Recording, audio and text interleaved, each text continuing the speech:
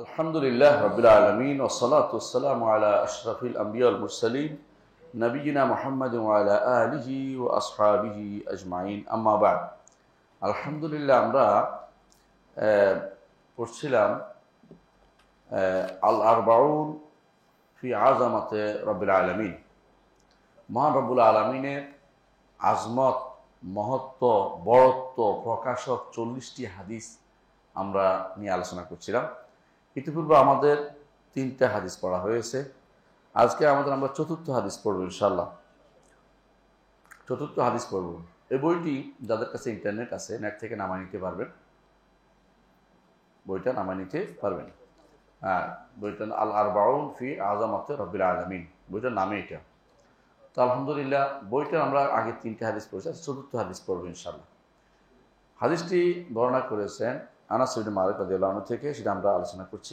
আনাস ইবনে মালিক রাদিয়াল্লাহু আনহু قال, তিনি বলেন, নুহিনা আন নাসআলা রাসূলুল্লাহ সাল্লাল্লাহু আলাইহি ওয়াসাল্লাম আন শাইইন ফাকানা ইউজিবুনা আন ইয়াজি আর-রাজুলু মিন আহলি আল-বাদিয়াতি আল-আকিলু ফায়াসআলহু ওয়া নাহনু নাসমা।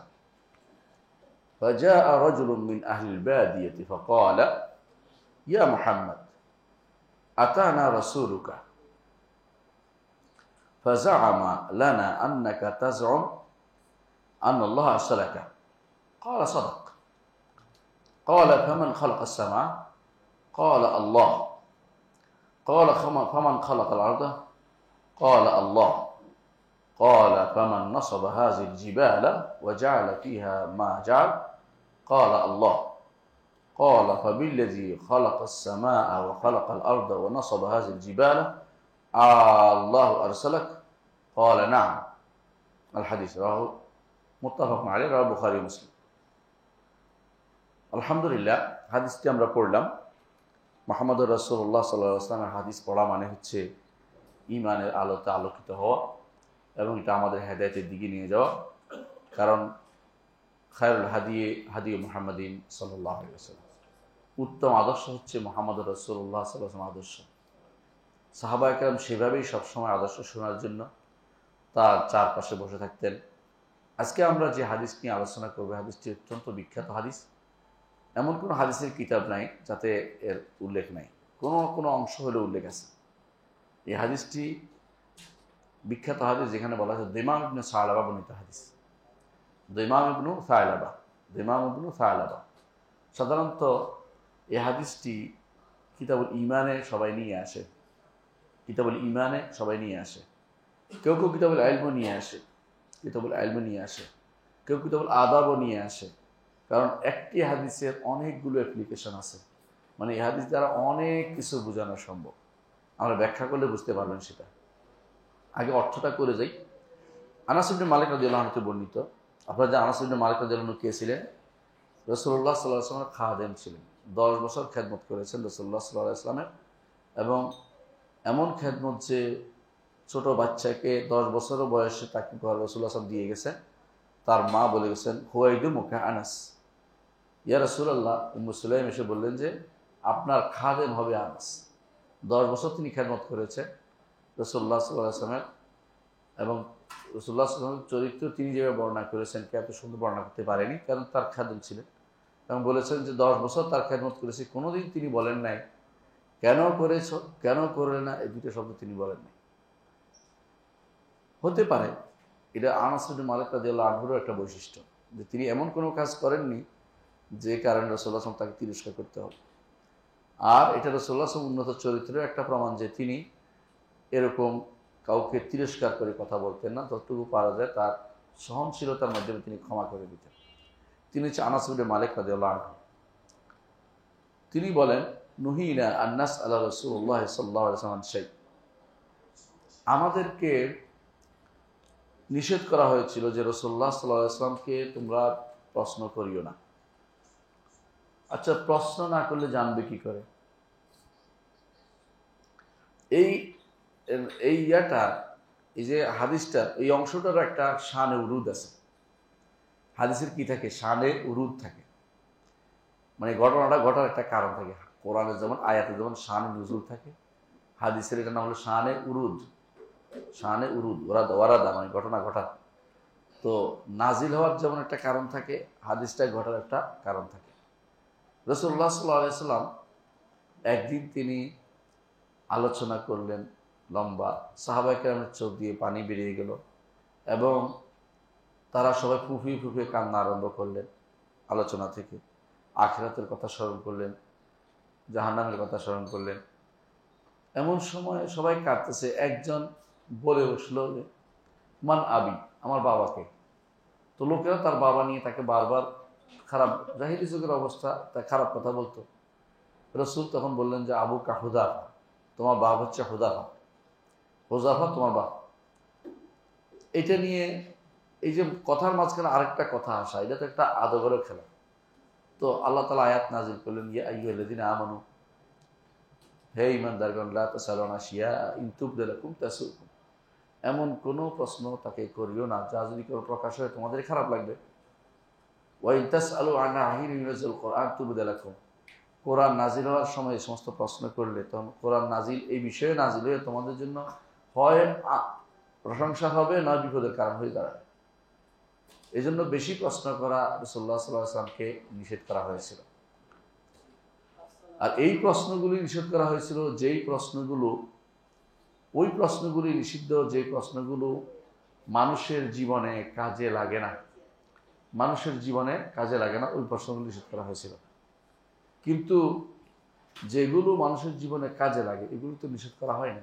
কারণ আল্লাহ তাআলা বলছেন ফাসআলু আহলা যিকরি ইন কুনতুম লা তা'লামুন, না জানলে যারা জানে তাদের জিজ্ঞাসা করো। সাহাবায়ে কেরাম জিজ্ঞাসা করতেন প্রয়োজনে, কিন্তু খুব বেশি জিজ্ঞাসা করতেন তা না। রাসূলুল্লাহ সাল্লাল্লাহু আলাইহি ওয়াসাল্লাম নিজে বর্ণনা করবেন,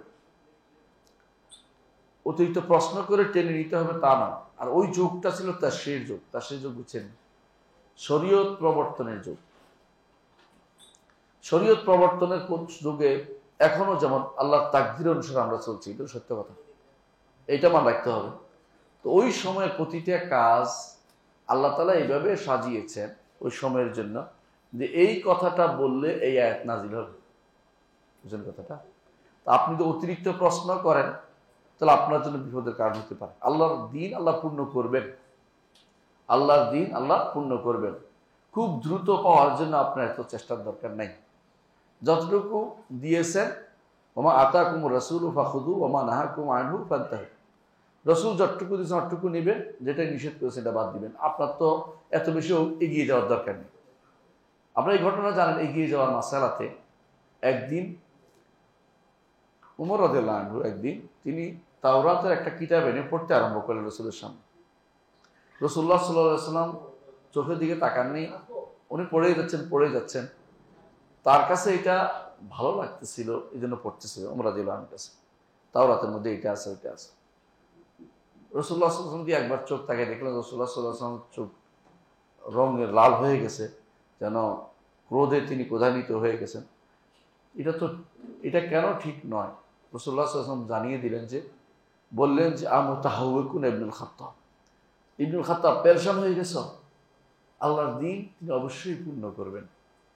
আল্লাহর দিন তিনি আল্লাহ পূর্ণ করে দিয়েছেন, আল্লাহ আয়াত নাজিল করে দিয়েছেন, আল-ইয়াওমা আকমালতু লাকুম দীনাকুম ওয়া আতমামতু আলাইকুম নি'মাতি।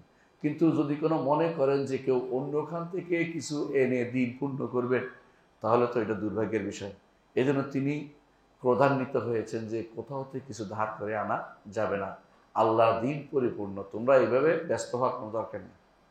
এই জন্য যারা প্রশ্ন করে করে মনে করে যে প্রশ্ন না করলে আসবে কোত্থেকে, এরকম না, দিন পূর্ণ হবে, আপনার প্রয়োজন যেটা শুধু এটা প্রশ্ন করবেন। এটা রাসূলুল্লাহ সাল্লাল্লাহু আলাইহি ওয়াসাল্লাম যুগে এই আদর্শ ছিল যে আপনার প্রয়োজনটা প্রশ্ন করে জেনে নেবেন, কিন্তু অতিরিক্ত প্রশ্ন করা যাবে না। অতিরিক্ত প্রশ্ন জায়গা যেটা ভবিষ্যতে আসবে, সেই প্রশ্নের উত্তর আল্লাহ তাআলা তার নবীকে অবশ্যই জানিয়ে দিবেন। কারণ আমাদের ভবিষ্যতে যেটা আসবে এটা তো সেই সময় ওই তারপরে আসবে না, অটোমেটিক সেটা আসবে, কিন্তু তোমাদের দরকারটা শুধু তোমরা বলো, অতিরিক্ত প্রশ্ন তোমরা করো না। কিন্তু সাহাবায়ে কেরামের মধ্যে মাঝে মধ্যে এই নিষেধ করার কারণে একেবারে প্রয়োজন না হলেও তারা প্রশ্ন করতেন না। এই যে আপনার কোরআনে কারীম দেখবেন হাতে গোনা প্রশ্ন করছে, ইয়াসআলুনাকা, তারা আপনাকে প্রশ্ন করছে, অথচ আমাদের প্রশ্ন কিন্তু অনেক বেশি থাকে। এর অর্থ হলো সাহাবায়ে কেরাম রাসূলুল্লাহ সাল্লাল্লাহু আলাইহি ওয়াসাল্লামকে অতিরিক্ত প্রশ্ন করা থেকে দূরে থাকতেন, কারণ এমন কিছু এসে যেতে পারে, এমন কিছু নাজিল হইতে পারে যা তার জন্য বিপদ হবে, উম্মতে মুসলিমার জন্য বিপদ হইতে পারে। অন্য এক হাদিসে আছে রাসূলুল্লাহ সাল্লাল্লাহু আলাইহি ওয়াসাল্লাম বলেছেন, ওই ব্যক্তি বড় বড় বিপদগ্রস্ত, সমস্যাগ্রস্ত ব্যক্তি, গুনাহগার ব্যক্তি, যে ব্যক্তি কোনো বিষয় সম্পর্কে প্রশ্ন করার কারণে বিষয়টা হারাম করে দেয়। এটা হাদিসে মিন আজলে মাসআলাতি, তার সুয়ালের কারণে হারাম করেছে, না এটা হালাল থাকতো। হ্যাঁ, আপনি বলতে পারেন যে এটা তো তাকদীরে নির্ধারিত। হ্যাঁ, তাকদীরে নির্ধারিত, ঠিক আছে, সাহাবায়ে কেরামের ওখানে তাকদীর এটাই নির্ধারিত আছে, বেশি প্রশ্ন করা যাবে না। কথা বুঝছেন কিনা? এই হিসাবে তো হঠাৎ করে বেশি প্রশ্ন করলে কি হবে, বিপদটাও রাসূলুল্লাহ সাল্লাল্লাহু আলাইহি ওয়াসাল্লাম আমাদেরকে জানিয়ে দিয়েছেন। এই জন্য নুহিনা, নুহিনুর আমাদেরকে নিষেধ করা হয়েছে। অন্য বর্ণনায় আসছে নাহানা ফিল কোরআন, নাহান আল্লাহ আযজা ওয়া জাল্লা ফিল কোরআন, আল্লাহ তাআলা আমাদেরকে কোরআন নিষেধ করেছে যেন আমরা বেশি প্রশ্ন না করি। এই জন্য সাহাবায়ে কেরাম একেবারে পাখি মাথার উপর থাকে, যেরকম পাখি মাথার উপর থাকলে কি হয়, নড়ে চড়ে না, নাহলে পাখি উড়ে যাবে। রাসূলের দরবারে তারা এইভাবে বসে থাকতে, চুপটি মেরে, যে কথা বলা যাবে না, হাঁটাহাঁটি করা যাবে না, চলাচল করা যাবে না, শুনতে হবে, ইস্তেমা কান লাগিয়ে শুনতে হবে, আদজ্জাম যেটাকে বলা হয়, পরিপূর্ণ আদব সহকারে বসে থাকতেন। তো এই অবস্থায় তারা চিন্তা করতেন যে রাসূল তো আলোচনাই করছেন, জানছি আমরা, কিন্তু এমন কেউ যদি আসতো যে তাদের কিছু প্রশ্ন করতে, অবস্থান থেকে আরেক অবস্থানে কিছু জিনিস আসতো, প্রশ্ন যে ভদ্র হইতো, সুন্দর হইতো, তাহলে ভালো হইতো। তো প্রশ্ন করার ক্ষেত্রে এদের যারা সবসময় সাথে আছে, ওনারা তো জানে প্রশ্ন করলে অনেক কিছু ভুল আসতে পারে, কিন্তু বাইরের কেউ আসলে প্রশ্ন করলে এটা অবশ্যই তারে আর ভুল কেউ ধরবে না, কেন সে তো জানে না, সে তো আমাদের পরিবেশটা জানে না। তো তারা বলতেছেন যে ফাঁকা আনা ইউরজিবুনা, আমাদের খুব ভালো লাগতো, আনইয়াজি আর রাজুল মিন আহলিল বাদিয়া, যে বেদুইন থেকে একটা লোক আসবে, বেদুইনদের থেকে একটা লোক, মরুবাসী একটা লোক আসবে। মানে যারা মরুবাসী কাদেরকে বলে, যাদের বাড়িঘর পাকা না, এদেরকে মরুবাসী বলে। বুঝছেন কথাটা?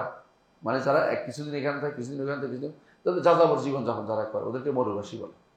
মরুবাসী অর্থ এটা, মানে যারা নিজস্ব এক জায়গায় অবস্থান করে না, স্থান পরিবর্তন করে, এখানে কিছুদিন ওখানে কিছুদিন, যেখানে ঘাস পাওয়া যায় ওখানে চলে যায়। আপনারা দেখেন আরব দেশে দেখবেন যে এখানে কিছুদিন, এখানে কিছুদিন ছিল, দেখা যায় চিহ্ন টিহ্ন আছে, আবার দেখবেন যে এখানে নাই, আরেক জায়গায় চলে গেছে, এখানে আর কিচ্ছু নাই, একেবারে শুধু হ্যাঁ পুরাতন কিছু, এইটাও পড়ে আছে, ওইটা পড়ে আছে। বুঝবেন যে এখান থেকে আর ওরা বলছে যে এখানে কোনো কি নেই, ঘাস নাই, ওদের প্রাণী কুলের কিছু পাওয়া যাবে না, এই জন্য তারা এখান থেকে চলে গেছে। তো তারা চিন্তা করতো মরুবাসীরা যদি কিছু বলতো, আমরা দুইটা কাজ হইতো, ধমক থেকেও বাঁচতাম আল্লাহ, আর কিছু উপকৃত হতে পারতাম, আমাদের ভালো লাগতো। তবে সবাই প্রশ্ন আমরা পছন্দ করতাম না। আমার কাছে অবশ্যই মনে হয় যে আল-আকিল, বিবেকবান, যার কথাবার্তার মধ্যে অন্তত মাধুর্য আছে, এবং কথা বললে অন্তত প্রয়োজনীয় কথা বলে বাড়তি প্রশ্ন করবে না, এমন লোক যদি আসতো, ফাইয়াস আলাহু, সে এসে যদি রাসূলুল্লাহ সাল্লাল্লাহু আলাইহি ওয়াসাল্লামকে প্রশ্ন করতো, ওয়া নাহনু নাসমা, আমরা শুনতাম। এই জন্য কখনো কখনো মরুবাসীরা আসলে, অন্য বর্ণনায় আসছে, তাদেরকে বলতো তোমরা নাস্তা খাওয়াইটাও রাখতো, এই জন্য যে হ্যাঁ খাওয়াই দাওয়া দিয়ে কিছু দিয়ে বল, তোমরা অপেক্ষা করো, তোমরা কিছু পছন্দ করো, তাতে করে আমরা শুনতে ভাই, নতুন কিছু শুনতে ইচ্ছা করলে তারা এটা করতো। এটা ছিল সাহাবায়ে কেরামের উদ্দেশ্য, তারা দিন জানার প্রতি আগ্রহ তাদের এত বেশি ছিল। ফাজা রাজুলুম মিন আহলিল বাদিয়া, এখন তিনি বললেন যে বাদিয়া মধ্যে থেকে এক লোক আসলো। বাদিয়া মানে হচ্ছে, বললাম না একটু আগে, বাদিয়া অর্থ হচ্ছে বেদুইন যাদেরকে বলা হয়, এখান থেকে বেদুইন থেকে, বাদিয়া থেকে বেদুইন বলে ওদেরকে। বেদুইন আমরা বলি, আরবি ভাষায় বেদুইন বলে না, আরবি ভাষা বলে বাদবি, বাদবি বলে, বাদবি। আবার আরবি ভাষায় একটা শব্দ আছে আল আরাব, আল আরাব, আরবি না এটা, আল আরাব। কোরআনে কারিম আল্লাহ তাআলা 3 বার আল আরাব বলেছেন, 2 বার বদনামি করেছেন, একবার প্রশংসা করেছেন। কোরআনে কারিম আল্লাহ তাআলা একবার বলছে আল আরাব আশাদ্দু কুফরান ওয়া নিফাকান, বেদুইনরা কুফরিয়া নেফাকের মধ্যে ভর্তি, এদের মধ্যে দ্বীনের খুব কম জ্ঞান আছে। আবার আরেক জায়গায় বলছে ওমিন আরাব মাইয়াত্তাখাযু মা ইউনফিকু মাগরামান, বেদুইনদের মধ্যে একটা গোষ্ঠী আছে যারা টাকা দিলে মনে করে জরিমানা দিচ্ছি, বুঝলেন কথাটা, কোনো খরচ টরচ করলে মনে করে হাই হাই গেল যে গেল, আমার সব গেল। আবার আল্লাহ তাআলা আরেকখানে প্রশংসা করেছেন বেদুইনদের, ওমিন আল আরাব মাইয়াত্তাখাযু মা ইউনফিকু কুরবাতান ইনদাল্লাহি ওয়া সালাওয়াতির রাসূল আলা ইন্নাহা কুরবাতুল লাহুম। মরুবাসীর মধ্যে কিছু আছে যারা শুধু নৈকট্যের জন্য দান করে, এরা অবশ্যই তাদের জন্য নৈকট্য হিসাবে গৃহীত হবে। কিন্তু মরুবাসীদের মধ্যে আকল খুব কমই থাকে। এই জন্য রাসূলুল্লাহ সাল্লাল্লাহু আলাইহি ওয়াসাল্লাম তিনি মরুবাসী হইতে নিষেধ করেছেন। মানে তাদেরকে সভ্য থাকতে তিনি পছন্দ করতেন। মরুবাসী অর্থাৎ রাস্তায় রাস্তায় ঘুরাচ্ছে, তিনি পছন্দ করতেন যেখানে জামাত হয়, জুমা হয় সেখানে থাকতে। কারণ মরু এলাকাতে জুমা হয় না। কেন জুমা হয় না? কারণ স্থায়ী এলাকা না, এবং মানুষ এখানে বসবাস বেশি করে না। তার পরিবার নিয়ে একজন থাকে, আরেকখানে আরেক পরিবার একজন থাকে, জুমা হবে কোন জায়গায়? এই জন্য মরু এলাকায় কোনো বসবাস করাকে উৎসাহিত করেন নাই। কিন্তু এখনো মরুবাসী কেন থাকে? মরুবাসীর মধ্যে একটা জিনিস আছে, ফাসাহাত আছে, ভাষাগত সৌন্দর্য বেশি। এরা রাসূলুল্লাহ সাল্লাল্লাহু আলাইহি ওয়াসাল্লাম এই জন্য বড় হয়েছেন রুব্বি তুফি বনি সাদ, বনি সাদ পুত্র তিনি বড় হয়েছেন। বনু সাদ পুত্রটা হচ্ছে মক্কার দূরবর্তী একটা এলাকা, যেখানে শহরের ভুল যে সমস্ত প্রনাউন্সিয়েশন আছে আর এই ভাষা উচ্চারণ এ থেকে দূরে। এই জন্য তিনি সেখানে হালিমা সাদিয়ার ঘরে বড় হয়েছে। আপনারা জানেন তারা মরুভূমিতে থাকতো, আর মরুভূমি থাকলে শক্ত হয়, সুঠাম হয়। আমাদের শহরে যারা থাকে বেশিরভাগ এসির ভিতরে থাকতে একদম ফার্মের মুরগির মতো হয়ে যায়। আর গ্রামে যারা থাকে এসি নাই, ওখানে দেখবেন যে হাঁটাহাঁটি করে, অন্তত ডেইলি যারা গ্রামে থাকে অন্তত 2-3 কিলোমিটার হাঁটা হয়ে যায় যেমন হোক। কিন্তু শহরে থেকে হাঁটা থেকে আমাদের মতো যারা গাড়ির ভিতরে বসে থাকে সারাক্ষণ আসলে ইয়ার মতো হয়ে যাচ্ছে। তো রাসূলুল্লাহ সাল্লাল্লাহু আলাইহি ওয়াসাল্লাম আল্লাহ তাআলা চেয়েছেন যে রসুল যেন শক্ত সামর্থ্যই বড় হন, নবুয়তের ভার বহন করতে পারেন, দাওয়াত যেন সব জায়গায় দিতে পারেন। আল্লাহ তাআলা সেভাবে তাকে তৈরি করেছেন মরুবাসীদের মধ্যে রেখে। এই জন্য অনেকেই মরুভূমিতে আরেকটু উপকারিত হচ্ছে, মরুভূমিতে বাতাস কিন্তু স্বচ্ছ, মরুভূমির বাতাসও স্বচ্ছ। আর মরুভূমিতে যারা যেই আসলা বলে ওদেরকে, ওদের টাকা পয়সাটা পরিবর্তনশীল না। কারণ ওদের উট আছে, দুধ আছে, বুঝছেন তো, ছাগল আছে, দুধ আছে। ওরা কিন্তু এই দুধ আর ওট আর ওই খেজুর দিয়ে থাকতে পারতেছে। অনেকে আছে 100 বছরও বাঁচে এটা দিয়ে। কারণ শহরের যে অতিরিক্ত চাপ, খারাপ জিনিস, এই যে কার্বন আপনারা গিলেন, এগুলো কিন্তু মরুভূমিতে নাই। তারপরেও দিনের ক্ষেত্রে মরুরা অনেক দূরে। কেন দূরে? কারণ যেখানে জুমা নাই, জামাত নাই, সেখানে অবস্থান করা উচিত না। এই জন্য রাসূলুল্লাহ সাল্লাল্লাহু আলাইহি ওয়াসাল্লাম পরামর্শ দিতেন, কেউ যদি বাদিয়ে যেতে চাইতো বাদিয়েতে নিষেধ করতেন, তুমি শহরে থাকো, কারণ তুমি জুমা থাকবে, দাওয়াত থাকবে। আল্লাহ তাআলা এই জন্য মরুবাসীদের মধ্যে কোনো নবী পাঠান নাই। একমাত্র নবী পাঠাইছেন বনবাসীদের মধ্যে, যদি ধরা হয় তিনি হচ্ছেন কে? ইয়াকুব আলাইহিস সালাম। হ্যাঁ, প্রমাণ হচ্ছে ওয়াজা বিকুম মিনাল বাদুই, তোমাদেরকে বেদুইনদের এলাকা থেকে নিয়ে আসছে। মিন বা'দি আন নাযাগা আশ-শাইতানু বাইনি ওয়া বাইনা ইখওয়াতি ইন্না রাব্বি লাতীফুল লিমা ইয়াশা। আর এটার একটা কারণ আছে, আপনারা জানেন যে উনিও মরুবাসী ছিলেন না। ওনাকে নির্বাসন দেয়া হয়েছে ভাইয়ের পক্ষ থেকে, নবুয়ত পাওয়ার কারণে। ইসহাকের 2 সন্তান ছিল, ওই নবুয়ত পাওয়ার কারণে ওনাকে ভাইয়ের পক্ষ থেকে এখানে দূরে পাঠিয়ে দেওয়া হয়েছিল। সেখানে তিনি সন্তান তিনি থাকতেন এই ইয়াতে কেনান এলাকাতে। সেখান থেকে পরবর্তীরা আবার শহরে চলে আসছে। এই জন্য কোনো নবীকে আল্লাহ বেদুইন এলাকা পাঠান না, কারণ জনসমাগমের জায়গা দরকার, যেখানে দাওয়াত পৌঁছাইতে পারে। আর শহর যেখানে পদানত হয়ে যায়, গ্রাম সেখানে শহরের কথাই শুনে। কথা বুঝেন কিনা? ঢাকা শহর যদি কোনো দখল হয়ে যায়, গ্রাম যাই আবার দখল করা লাগে না, কারণ গ্রাম শহরের অনুসরণ করে চলে, ও শহর গ্রামের অনুসরণ করে না। এই জন্য নবীদেরকে আল্লাহ তাআলা কোথায় পাঠাইছে? শহরে পাঠাইছেন, বুঝছেন তো? এই জন্য রাসূলুল্লাহ সাল্লাল্লাহু আলাইহি ওয়াসাল্লাম কিন্তু ছিলেন শহরের মানুষ, শহরে ছিলেন। তো বেদুইন থেকেও আসলে তাদের মধ্যে যাদের আকেল, আমরা বলছি না, 3 রকমের মানুষ আছে ওখানে, বিভিন্ন রকম মানুষ আছে। এবং মরুভূমির মধ্যে কেউ আছে, নেফাকের মধ্যেও কেউ আবার আছে, ওদের মধ্যে ছিল তখনকার সময় মুনাফিক টাইপের। কিন্তু রাসূলুল্লাহ সাহাবায়েরা পছন্দ করতেন মরুবাসীদের মধ্যে যাদের একটু ভালো বিবেক সম্পন্ন, প্রশ্ন সুন্দর করতে পারে, তাদেরকে তারা আসলে তারা পছন্দ করতেন যে এরা আসুক। তো এরকম একবার আসছে এক লোক, ওয়াজফাজা রাজুল মিন আহলিল বাদিয়া, বেদুইনদের থেকে এক লোক আসছে শহরে, মানে রাসূলের কাছে আসছে। অন্য বর্ণনায় আসছে, দমামের নাম হচ্ছে দমাম ইবনে সালাবা। কখন আসলো এই ঘটনাটা একটু শোনা দরকার, তাহলে আপনাদের হাদিসের ব্যাখ্যাটা মনে থাকবে। আলেমদের মধ্যে বিশেষ ভাগ যারা শারহিনে হাদিসের ব্যাখ্যা করে, তারা অধিকাংশ বলেন যে এটা হিজরি 9ম সনে হবে, হিজরি 9ম সাল। কারণ আমুল উফুদ, যেই সালে ওয়াফদ আসছে, চতুর্দিক থেকে ধেয়ে আসছে। আপনারা জানেন যে মক্কা বিজয়ের পরে 9ম সালে প্রচুর চতুর্দিক থেকে মানুষ আসছে। ওয়াজা কোরআন এই আয়াতটা, হ্যাঁ, ইজা জা নাসরুল্লাহ ওয়াল ফাতহ ওয়া আইতান নাস ইয়াদখুলুনা ফি দীনিল্লাহি আফওয়াজা ফাসাব্বিহ বিহামদি রাব্বিকা ওয়াস্তাগফিরহু ইন্নাহু কানা তাওয়াবা। এবং এইটা অধিকাংশ বলেছেন 9ম সালে হবে, কারণ যেহেতু 9ম সালে সমস্ত উফুদ আসছে, ইনিও সেভাবেই আসছেন, যেহেতু ওয়াফদের আমুল উফুদ বলা এটাকে। হ্যাঁ, ডেপুটেশনের বছর, ওই বছর চতুর্দিক থেকে মানুষ আসছে, উনিও সেভাবে আসছেন, এটা তারা মনে করে থাকেন। আরেকজন বলছেন না না, তিনি এটা হতে পারে না, এটা নিশ্চয়ই পঞ্চম হিজরি সনে আসছেন। তখন বলছে পঞ্চম হিজরি সনে আসবেন না এই জন্য কারণ আসার পথে অনেক বাধা ছিল, তো নিশ্চয়ই পঞ্চম হিজরি সনে নয়, এটা ঠিক নয়। যারা বলছেন যে এটা সপ্তমে আসছেন, এটা বেশি শক্তিশালী। কেন এটা বেশি শক্তিশালী? এই জন্য কারণ এই হাদিসের ভিতরে একটা শব্দ আছে, যে শব্দটি প্রমাণ করে যে এইটা এই রাসূলুল্লাহ মক্কা বিজয়ের আগেই তিনি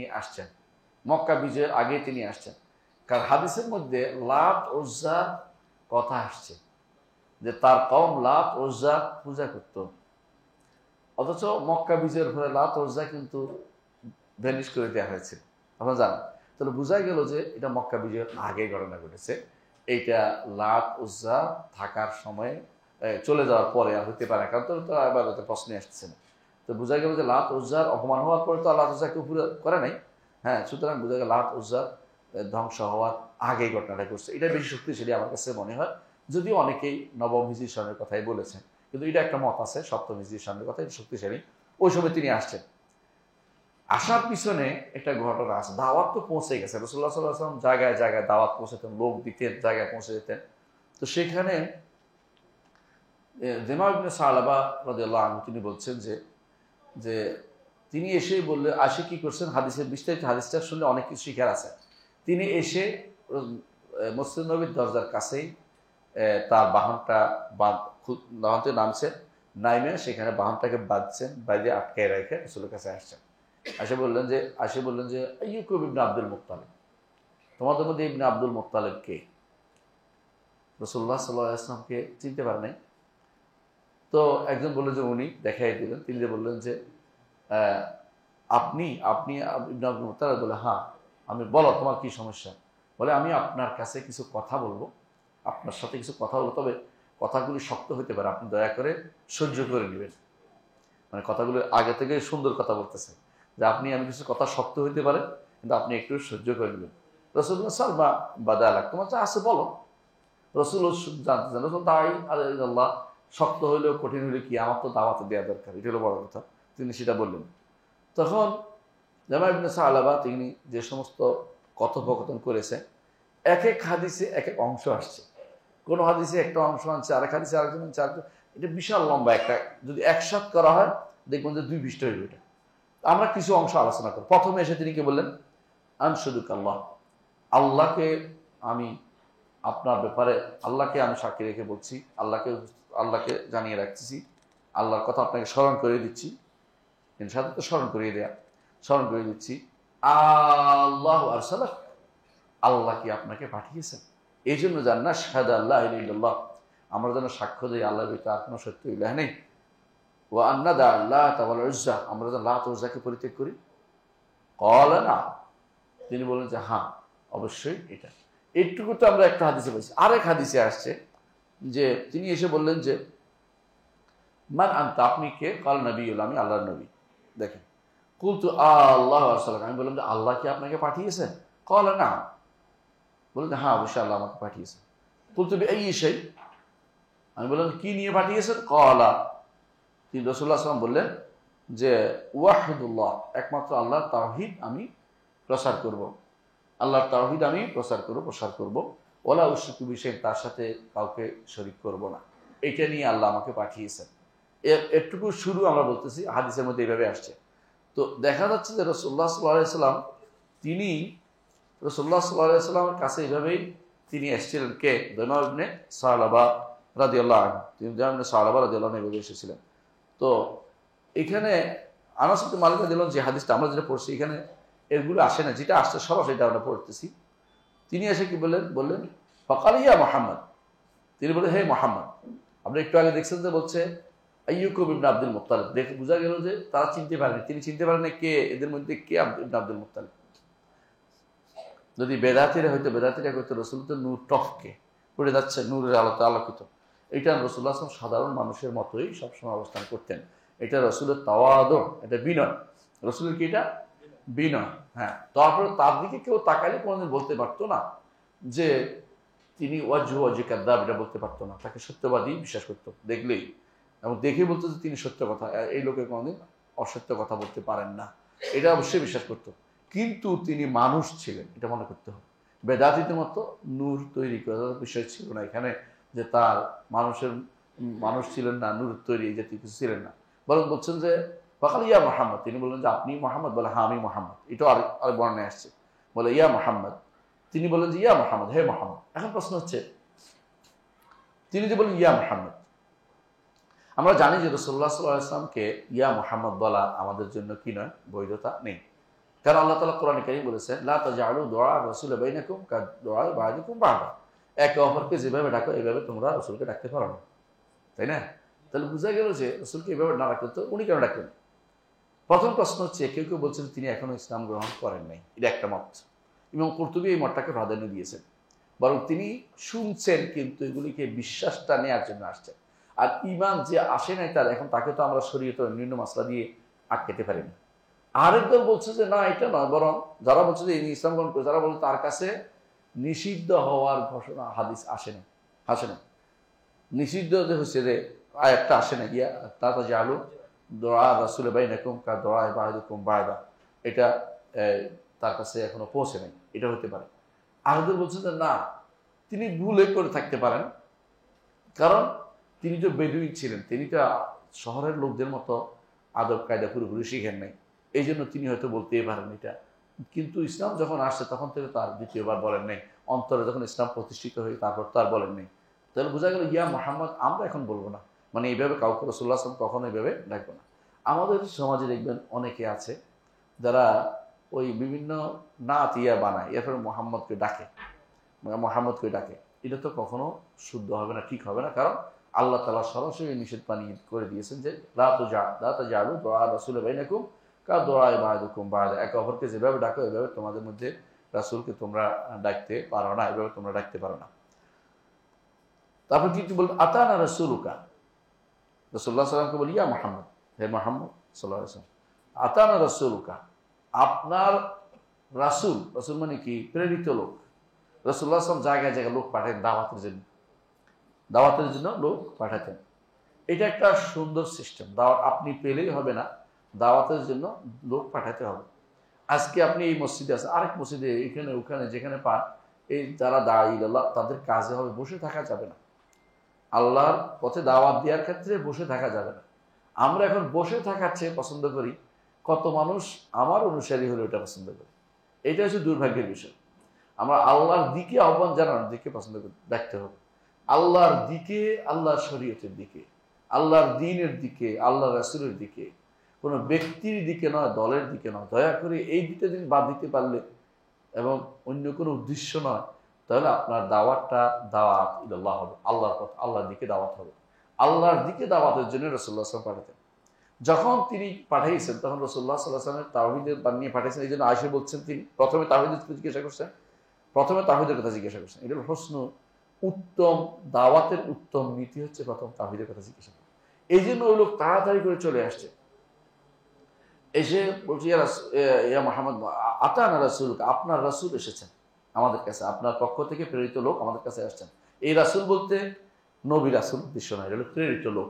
বুঝলেন কথাটা? নবীরা প্রেরিত লোক। হ্যাঁ, ফাজাআমা লানা, অনেকে মনে করে জাম অর্থ মনে করা, সাধারণত জাম অর্থ মনে করা অর্থ হয়, কিন্তু কোরআন হাদিসে অনেক জায়গাতে জাম অর্থ শুধু মনে করা নয়, কোনো কিছু আলোচনা হয়েছে শক্তিশালীভাবে, এটাকে জামা বলে, যেটা শুধু ধারণা করে না, জন হয়, জন।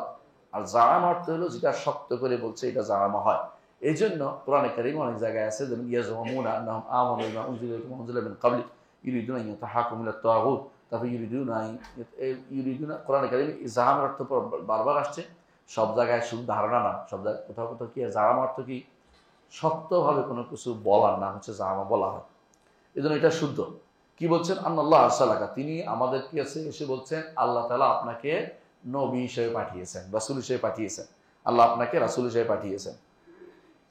ক্বালা সাদাক, রাসূলুল্লাহ বলেন হ্যাঁ সত্য, আমার রাসূল, আমার প্রেরিত লোক আমার দূত আপনাদেরকে তোমাকে সত্য কথা বলেছেন, যা সত্য বলেছেন, আমাকে আল্লাহ তাআলা রাসূল হিসেবে পাঠিয়েছেন।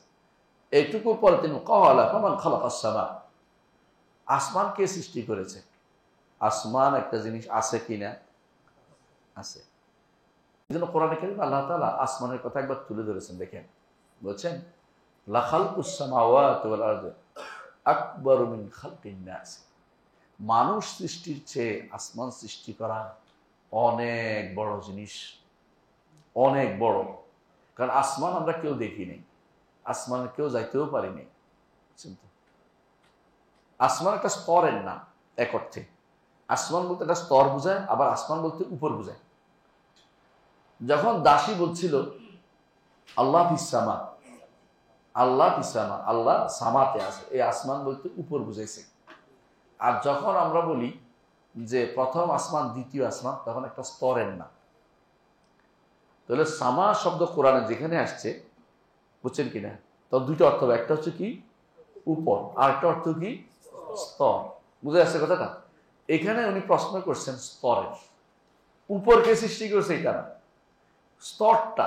কেন সাবরা সামাওয়াতি, সাতটা আসমান আছে, ঠিক ওয়ামিনাল আরদি মিসলাহুন্না, জমিনও 7টা আছে। কোরআনে কারিমে উল্লেখ আছে এটা, জমিনও 7টা। হাদিসে জমিন 7টার কথাই আছে, ওয়াল আরদিনা সাবরা, এবং 7 জমিনের কথা আছে। তাহলে বোঝা গেল যে আসমান 7টি স্তর আছে, যেটা ভেদ করে গিয়ে তার উপরে হচ্ছে কুরসি, তার উপরে আরশ, তার উপরে রব্বুল আলামিন, আর কেউ নেই। ওখানে শুধু আল্লাহই আছে, সেখানে কেউ আল্লাহকে ঘিরে নাই। যদি কেউ বলে সেখানে ঘিরে আছে, তাহলে সে এখনো আল্লাহকে চিনতে পারে নাই। তো তিনি বলছেন যে মান খালাকাস সামা, এই যে বিশাল আসমান, এটা কে সৃষ্টি করেছে? আপনারা জানেন যে এখন বর্তমানে বিজ্ঞান আবিষ্কার করেছে পৃথিবীটা একটা ফোঁটার মতো, পুরো সৌরজগতের মধ্যে একটা ফোঁটা, রাস্তার কাছে পড়ে থাকে একটা ফোঁটার মতো। আর পুরো পৃথিবীটা আপনারা দেখবেন যে যারা একদম আবিষ্কার ছবি আঁকতেছে, দেখবেন যে পৃথিবীর একটা ফোঁটার মতো, বাকিটা বিশাল, তার শেষ নেই। যদি তাই হয়, আসমান কত বড়! আসমান কিন্তু নিচের যতগুলো জিনিস আবিষ্কার হচ্ছে, কি আবিষ্কার হচ্ছে? মা বাইনা সামা ওয়াল আরদ, আসমান জমিনের মাঝখানে মানুষ কি আবিষ্কার করতেছে? গ্রহ, নক্ষত্র, নিহারিকা, তারপরে গ্যালাক্সি, কত কি আবিষ্কার করতেছে। এগুলি সবই প্রথম আসমানের নিচে, প্রথম আসমানের নিচে, সব প্রথম আসমান নিচে। জমিন এবং আসমানের মাঝখানে এগুলি আছে। এইগুলি যদি এত বড়, আসমান কত বড়, এটা কিন্তু বেদুইন যতটুকু ধারণা করছে, আমাদের মানুষের এত ধারণা নাই। আমরা ধারণা করি না কেন? আমরা বেদুইন গাছপালার চেয়ে আসমান বেশি দেখি। আমরা গাছপালার দিকে তাকাইয়া কবিতা রচনা করি, কি সুন্দর গাছ গাছ, আসমানের দিকে কবিতা লিখতে পারি না। বেদুইন আসমান দিকে কবিতা লিখতে পারে, বুঝলেন না? তার যেটা আমরা বেদুইন সব খালি আকাশ দেখে, কিছু দেখে না, আসমান দেখে। আর আমি সারাদিন তাকাই থাকি ঘাসের দিকে, মাছের দিকে, ওই যে জমি, ঝর্ণা ধারার দিকে, ঝর্ণা ধারার নামে কবিতা লিখতেছি না।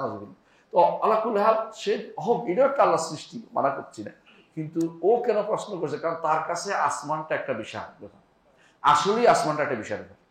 একটু চিন্তা করে দেখেন, আমরা গত দার্সে আলোচনা করছিলাম যে আল্লাহ তাআলা বলছেন আম খুলিকু মিন গায়রি শাইইন আম হুমুল খালিকুন, তারা কি নিজে নিজে সৃষ্টি হয়েছে নাকি তাদের যে কোনো স্রষ্টা আছে? এটা তো আলোচনা হয়েছে না? এরপরেই আল্লাহ বলছে তাদের নিজের বিষয় না, শোনো, আম খালাকুস সামাওয়াতি ওয়াল আরদ, নাকি তোমরা আসমান সৃষ্টি করছো।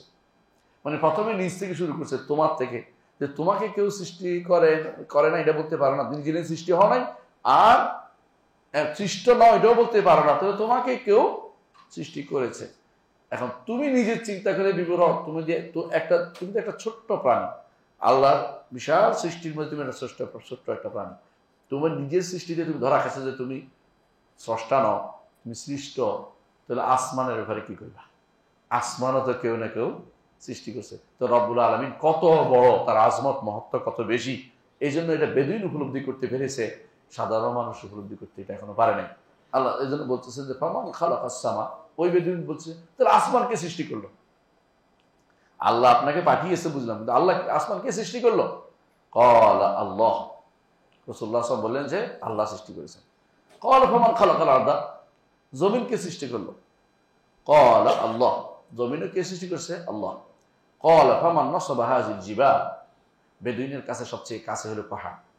আরব দেশে আপনি ঘুরবেন, দেখবেন বিশাল বিশাল পাহাড়, যদিও কোনো পাহাড়ই এর মতো উঁচু না, ওই যে আমাদের এভারেস্টের মতো উঁচু না, কিন্তু বড় বড় পাহাড়। আপনি এখানে পাহাড়ের ওই পারে যেতে পারবেন না এমন অবস্থা। আপনাকে ওই দিয়ে যেতে হবে, বিভিন্ন পাহাড় উপত্যকা চিপা দিয়ে ঢুকতে হবে। পাহাড় ডিঙ্গিয়ে আপনি যেতে কঠিন, আপনার জন্য যেতে পারবেন না। অনেক পাহাড় এত উঁচু আছে, পাথরের পাহাড় সব। বেদুইনটা সারা সকাল বিকাল দেখতে পায়, তার জন্য এটা একটা বিশাল জিনিস, আসলে বিশাল জিনিস। আর আমাদের পাহাড় তো কম, তার মধ্যে বড় পাহাড় হচ্ছে একটা, এবং এটা বলা হয় তাকে এই পাহাড় আসল পাহাড় না, এটা হচ্ছে বরং একটা ধাক্কা খেয়ে এটা উপরের দিকে উঠে গেছে জমির একটা অংশ, যেটা আপনারা জানেন এই ঘটনা বলা হয়ে থাকে। যা হোক, একটা পাহাড় তো যাই হোক, এখন একটা পাহাড় হিসেবে আছে এভারেস্ট। তো জমিনের একটা অংশ একটা ধাক্কা খেয়ে উপরে উঠে গেছে, এটা বলে, কারণ এখানে পাহাড়ের কোনো কারণ নাই বলতেছে। কিন্তু আরব দেশে তো এটা পাহাড়, অনেকগুলি পাহাড়। তো বলতেছে যে পাহাড় কে সৃষ্টি করলো, ফামান নাসাব হাযিল জিবাল, সৃষ্টি নয়, বলতে পাহাড় কে স্থাপন করলো, পাহাড় কে স্থাপন করলো।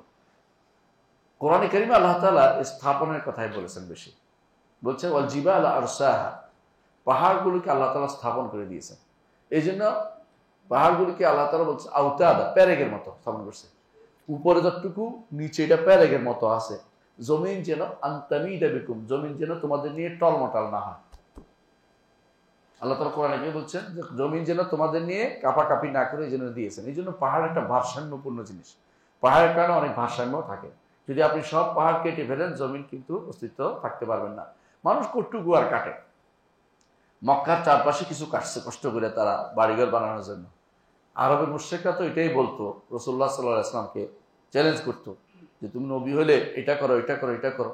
ওয়াকালু লান নু'মিনা লাকা হাত্তা তাফজুরা লানা মিনাল আরদি ইয়ানবু'a আও ইয়াকুন লাকা বাইতুম মিন যুখরফিন আও তারকা ফিস সামা ওয়া লান নু'মিনা লিরুকিকা হাত্তা তুনাজ্জিলা আলাইনা কিতাবান নাকরা কুল সুবহান রাব্বি হাল কুনতু ইল্লা বাশারার রাসূলা। বিভিন্ন রকমের প্রস্তাব নিয়ে আসতো। একবার আসে প্রস্তাব করছে কি, পাহাড়গুলি সরিয়ে দূরে ছড়া দেন, আমরা একটু প্রশস্ত জায়গা পাই, এই জাতীয় প্রস্তাব নিয়ে আসছে। যখন বললো যে এগুলি বলে ইমান আনবা, আর কোনো কথা নেই। মানে এটা হলো তাদের এমন হঠকারী প্রস্তাব, যেটা তারা ইমান আনার জন্য বলে না। রাসূলুল্লাহ সাল্লাল্লাহু আলাইহি ওয়াসাল্লাম যখন দেখাইলো যে আসমানের চাঁদের মধ্যে চাঁদ, যখন রাসূলুল্লাহ সাল্লাল্লাহু আলাইহি ওয়াসাল্লাম তার চাঁদ দ্বিখণ্ড করে দেখাইলো, কি বললো তারা? দ্বিখণ্ডকে দেখার পর কি বললো, তোমার জাদু তো আকাশে উঠে গেছে দেখতেছে, জাদু তো নিচে ছিল, এখন থেকে আকাশে উঠে গেছে, নাউযুবিল্লাহ। মানে তারা জাদু, মানে জাদু সাধারণত জাদু কেন বলে, আপনি দেখবেন যে প্রত্যেকটি নবীর কওম নবীকে জাদুকর বলতো। কেন আল্লাহ কোরআনে বলছেন ইল্লা ক্বালু সাহির, জাদু বলছে। জাদু কেন বলছে? জাদু সাধারণত এমন ক্ষিপ্ত হয়, গোপন হয়, যেটা মানুষ বুঝতে পারে না। তারা মনে করছে গোপন কোনো কারসাজি করছে, এটা মনে করে যে এই কাজ দেখাইছে জাদু। হ্যাঁ, কোনো কিছু কইলে আমরা সাধারণত কই যে এটা একবার খুব সূক্ষ্ম কারসাজি করছে। তো ওরা এই শব্দটাই করা, আরবিতে এটাকে বলা হয় জাদু। সেই হিসেবে মূল জাদু না হলেও তারা মনে সূক্ষ্ম কারসাজি আছে, এভাবে তারা মনে করত। তো তিনি বললেন যে সাহাবী ইমাম ইবনে সাআলাবা বললেন, ফামান নাসাবা হাযিল জিবাল, এই যে পাহাড় দেখা যাচ্ছে, পাহাড় রাশি, সারি সারি সারি পাহাড়, এগুলি কে প্রতিস্থাপন করেছে? ক্বালা আল্লাহ। ওয়া জাআলা ফিহা মা জাআলা, এর মধ্যে যা রাখার তা রেখেছেন, পাথরগুলো, এগুলো অন্যান্য জিনিস। ক্বালা আল্লাহ, রাসূলুল্লাহ সাল্লাল্লাহু আলাইহি ওয়াসাল্লাম বলেন কি, আল্লাহ এটা করেছেন। ক্বালা ফাবিল্লাযী খালাকাস সামা, তখন ইমাম ইবনে সাআলাবা বলেন ফাবিল্লাযী, শপথ করেছি যে আল্লাহ খালাকাস সামা, আসমান সৃষ্টি করেছেন, ওয়া খালাকাল আরদা, জমিন সৃষ্টি করেছেন, ওয়া নাসাবা হাযিল জিবাল, এই পাহাড়গুলোকে এই প্রতিস্থাপন করেছেন। এগুলো শপথ করে আপনাকে প্রশ্ন করছি, শপথ দিয়ে প্রশ্ন করা, বুঝছেন তো? শপথ করে জিজ্ঞাসা করা, আল্লাহু আরসালাকা, আল্লাহ কি আপনাকে পাঠিয়েছেন? আল্লাহ কি আপনাকে পাঠিয়েছেন? ক্বালা না'ম, রাসূলুল্লাহ বলেন হ্যাঁ অবশ্যই আল্লাহ আমাকে পাঠিয়েছেন। হাদিসটি বুখারী মুসলিমে আসছে। এটুকু শেষ না, উনি এটুকু আনছেন কেন? এটুকু আজমতের দলিল হিসেবে নিয়ে আসছেন হাদিসের, কিন্তু হাদিসের বাকি অংশ আছে। এই বাকি অংশ কি? তিনি বলেছেন আপনার রাসূল কি বলেছে আমাদের উপরে দিনে রাতে 5 ওয়াক্ত সালাত ফরজ করা হয়েছে? রাসূল বলেছেন হ্যাঁ অবশ্যই। লোকটি বললেন আমি আর একটু বাড়াবো না, একটু কমাবো না। তারপর তিনি বললেন যে আপনার রাসূল কি বলেছেন আমাদেরকে আমাদের যাকাত দিতে হবে, লোক আমাদের থেকে নিয়ে আবার আমাদের গরিবদের দিতে হবে? হ্যাঁ। বলে আমি আপনাকে জানাচ্ছি জাকাত একটু বাড়াবো না একটু কমাবো না ইচ্ছে। তারপর দিকে আপনি আপনার রাসূল আমাদেরকে বলেছে যে আপনি বলেছেন আমাদেরকে 1 মাসের সাওম পালন করতে হবে, এটা কি আপনি এটা বলেছেন? বলে হ্যাঁ এটা বলেছি এবং এটা সত্য। বলে আমি একটু বাড়াবো না একটু কমাবো না। খেয়াল করেন, লোকটি উঠে চলে যাচ্ছে। রাসূল বলেন কি, যদি সত্য বলে থাকে, সত্য করে থাকে, লোকটি জান্নাতে যাবে। বুঝে যাচ্ছে? এবং লোকটি ঈমান আনছে ওখানে। তারপর সাহাবীরা বললেন, কথা শেষ হয় না কিন্তু হাদিস আর রয়েছে। হাদিসের বাকি অংশ বিশাল লম্বা, এই জন্য আমি বলছি, কেন অনেকে একটু একটু আনার কারণে হাদিসটাকে ধারণ করতে আমাদের কষ্ট হয়ে যাবে। লোকটি তখন দেরি করে না, তার কাজ শেষ, যে কাজে আসছে এই কাজ করবে। তার এখন দাওয়াতের পথে বেরিয়ে যেতে হবে। সুবহানাল্লাহ, ঈমান আনছে, জানছে শরীয়ত, এখন দাওয়াত দিতে যাবে। দেরি করে না, সোজা গিয়ে উঠে উঠছে, ওটা ছাড়ছে এবং এটার মধ্যে উঠে ছাড়ে চলে গেছে তার কওমের কাছে। যাই বলছে যে, আয় কওম, হে আমার জাতি, আমি তোমাদের কাছ থেকে নিয়ে আসছি। কি আনছি, কি ঘটনা নিয়ে আসছি? লাত, উজ্জা, নিফাত, জাক, মিছিল না, বুঝছেন না? লাত, উজ্জা ধ্বংস হোক। লাত, উজ্জা ধ্বংস হোক। ওরা দৌড়ে আসছে, হাই হাই, কি বলো? মুখ বন্ধ করতে চাচ্ছে জোর করে। কি বলো? তুমি তো পাগল হয়ে যাবে, তোমার তো বার্সত হবে, জুজামও পাবে। হাদিস আছে, তোমার বার্স উচ্ছেদ নেই, তোমাকে শ্বেত রোগে পাবে, তোমার হাত পা খুশি খুশি পড়ে যাবে। বুঝছেন? হাত পা খুশি, কি রোগ বলে এটাকে? কুষ্ঠ রোগে ধরবে তোরে। তারা মনে করতো, এখনো দেখেন অনেকে মনে করে ওলি আল্লাহদের বিরুদ্ধে গেলে কল্লা পড়ে দিবে।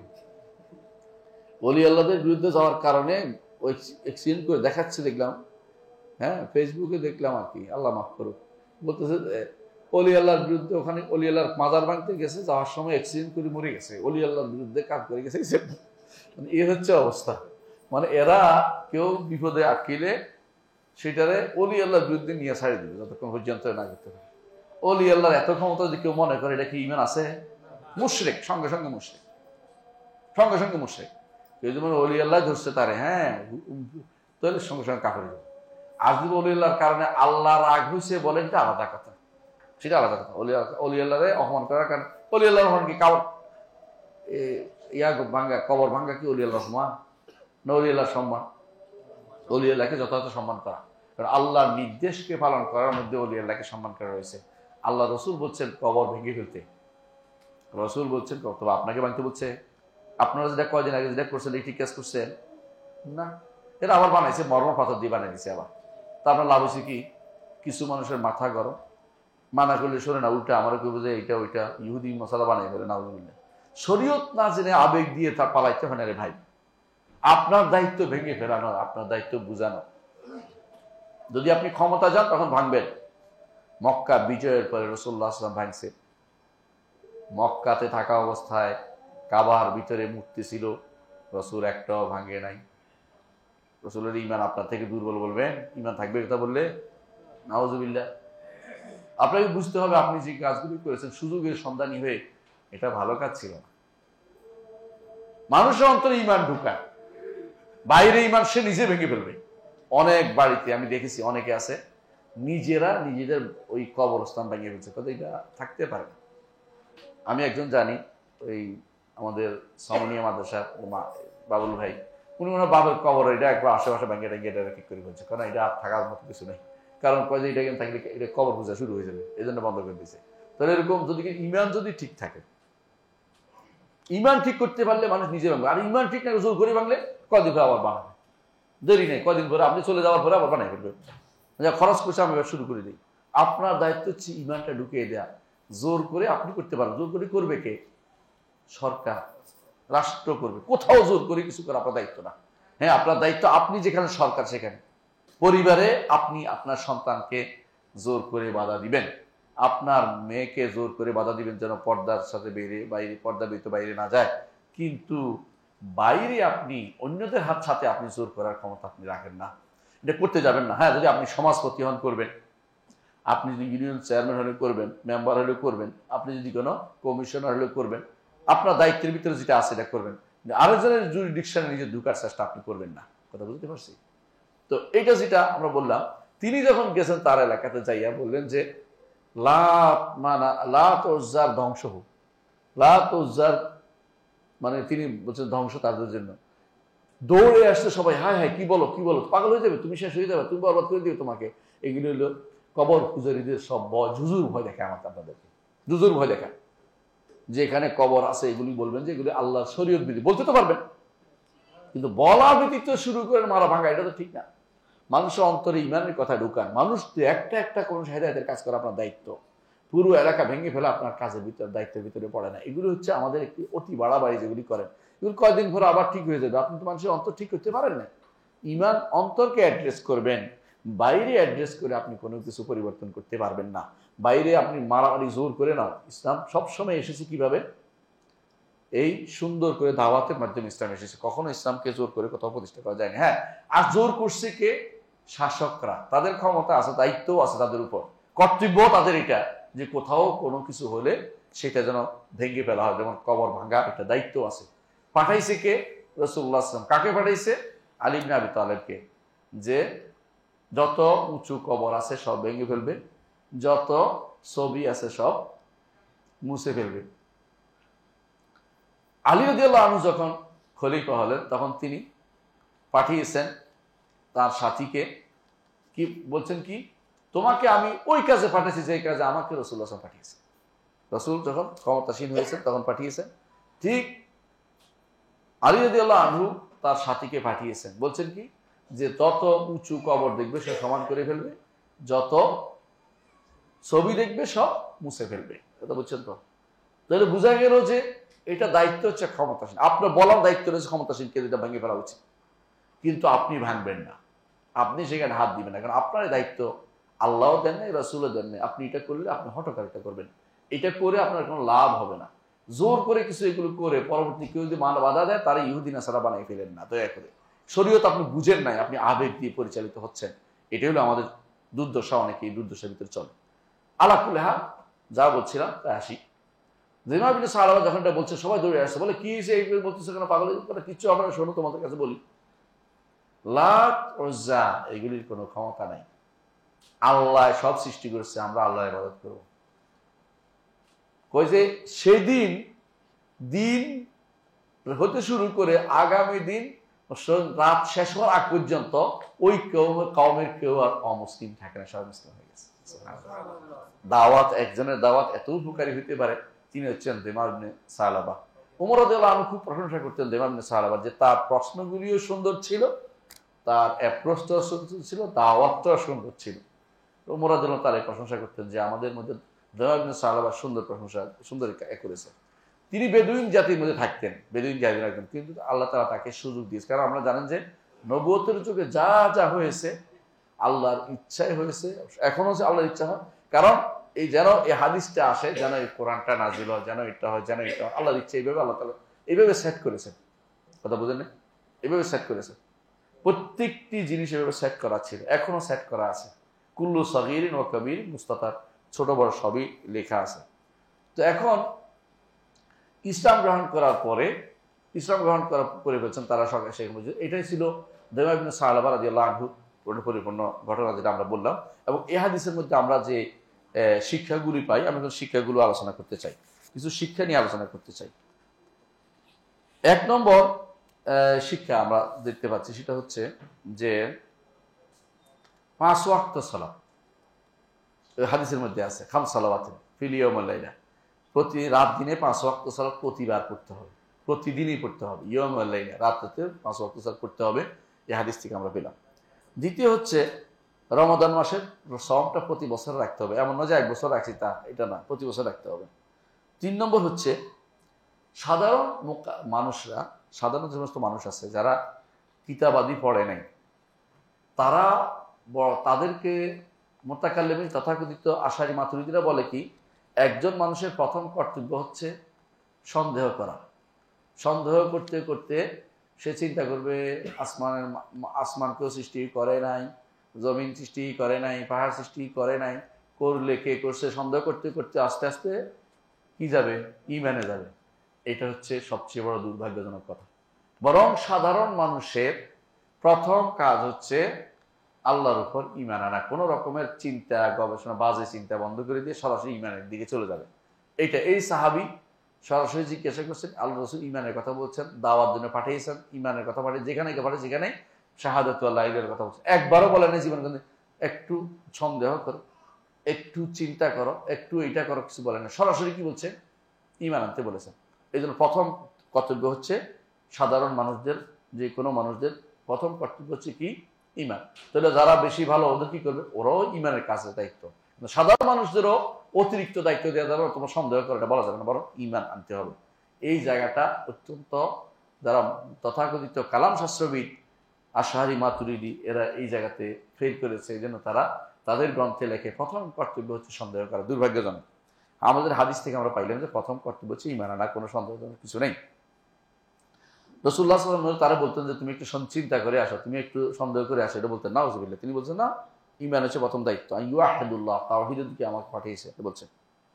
4 নম্বর যে শিক্ষা আমরা পাই তা হচ্ছে খবর ওয়াহিদের উপরে একজনের খবর উপরে শরীয়ত যদি শুদ্ধ হয়ে যায় তো আমল করতে হবে। এটা আমলের ক্ষেত্র, বিশ্বাসের ক্ষেত্র।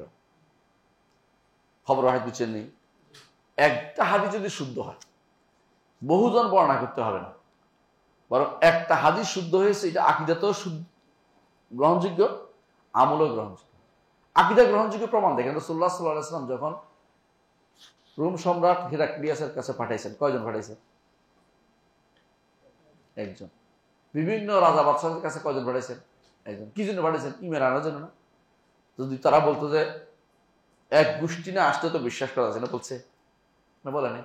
তাহলে এই জাতীয় কথা যারা বলে খবর ওয়াহিদকে, আমাদের দেশে অনেকে খবর ওয়াহিদকে আমল করে না, আকীদাও আমল করে না, এবং তারা আকীদাতে আমল করতে চায় না।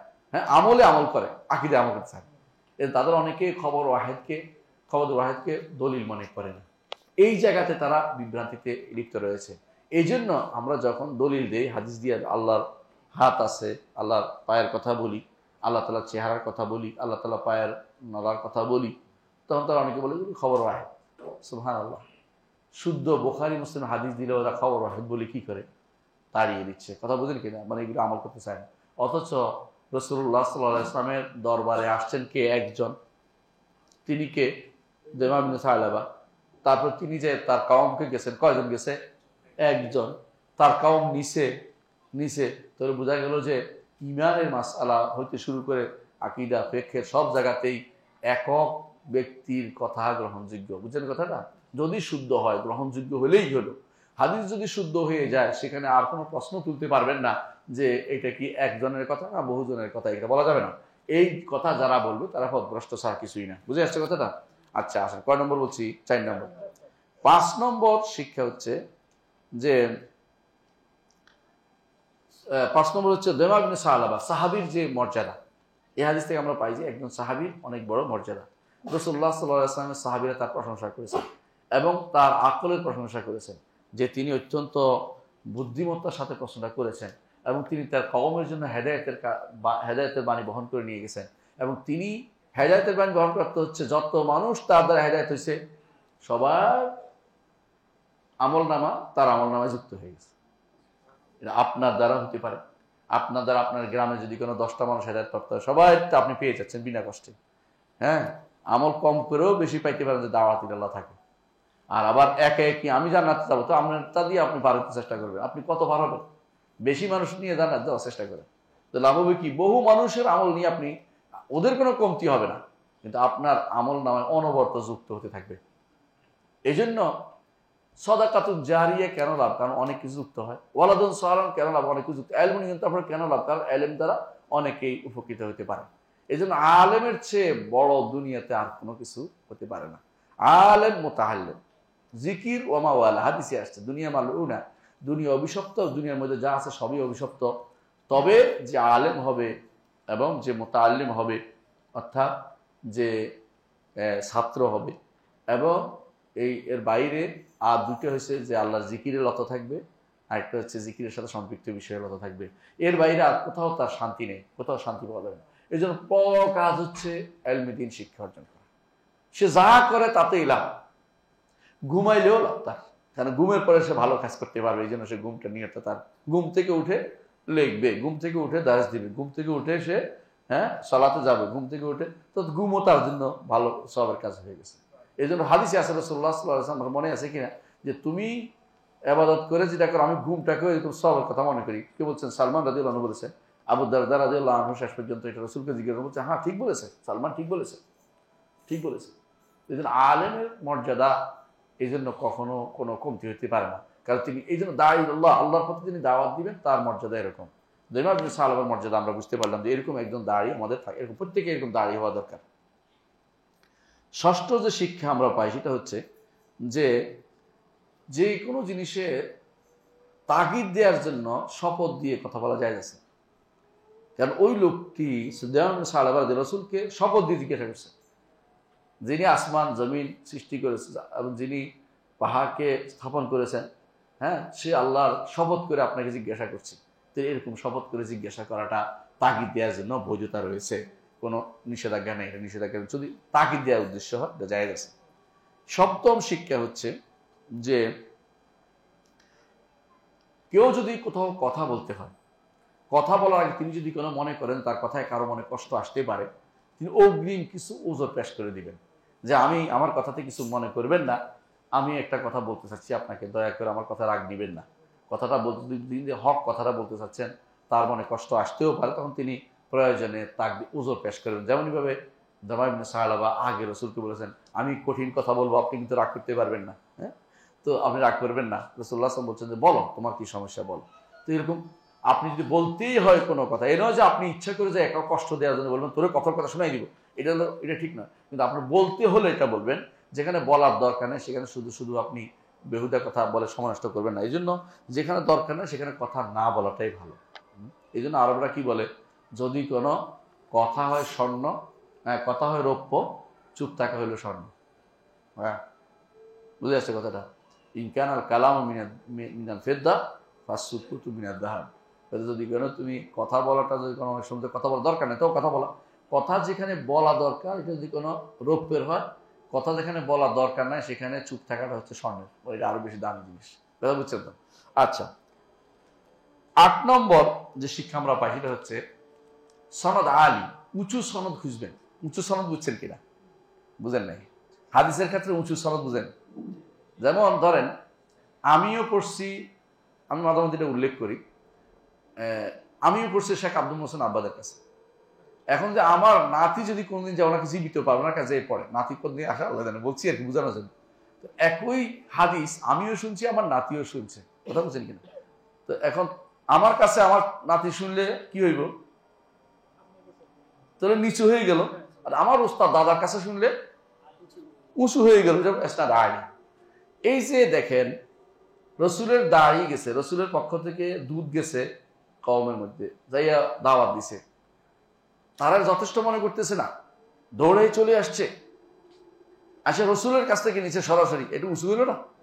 এটাকে বলে সনদ আলী। হাদিসের ক্ষেত্রে সনদ আলী একটা বিশাল মর্যাদার জিনিস।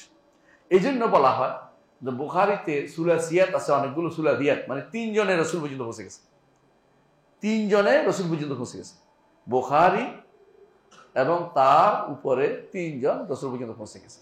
কত চমৎকার জিনিস, খেয়াল করছেন আপনি? বুখারী তার ওস্তাদ, তারপরে তারপরে তারপরে রসুল পর্যন্ত পৌঁছে গেছে। আর ইমাম মালিকের সময়, তার সময় মাত্র 2 জনে বুখারী পর্যন্ত পৌঁছে গেছে। মালিক, নাফে আন ইবনে ওমর আন নবী সাল্লাল্লাহু আলাইহি ওয়াসাল্লাম। মালিকের পরে নাফে তার ওস্তাদ, মালিকের পরে নাফে, নাফের ওস্তাদ কে? আব্দুল্লাহ ইবনে ওমর। এরপর খালাস রাসূল পর্যন্ত পৌঁছে গেছে। এটা বলে সুনাইয়াত। তো ইসনাদ আলী যত হবে, খারাপ লোকের সংখ্যা তত কমে যাবে। মাঝখানে যত বেশি লোক হবে তত সমস্যা তত বাড়বে। আপনি সরাসরি একটা কথা শোনা আর মাঝখানে 3-4 দিন শুনতে হলে 3 রকম হয়ে যায়। 3 জন শুনলে 3 রকম। আপনারা দেখেন না, কেউ যদি বলে এখানে এক কথা বলে ওইখানে এই কথা, ওইখানে যাইতে লম্বা হয়ে যায়, একটা আরেকটা হয়ে যায়, মানে আরেক কিছু হয়ে গেছে। এই জন্য যত আলী সনদ তত বেশি গ্রহণযোগ্য। এটা এই হাদিস থেকে আমরা পাইলাম, এই হাদিস থেকে আলী সনদ গ্রহণযোগ্য, গুরুত্বপূর্ণ।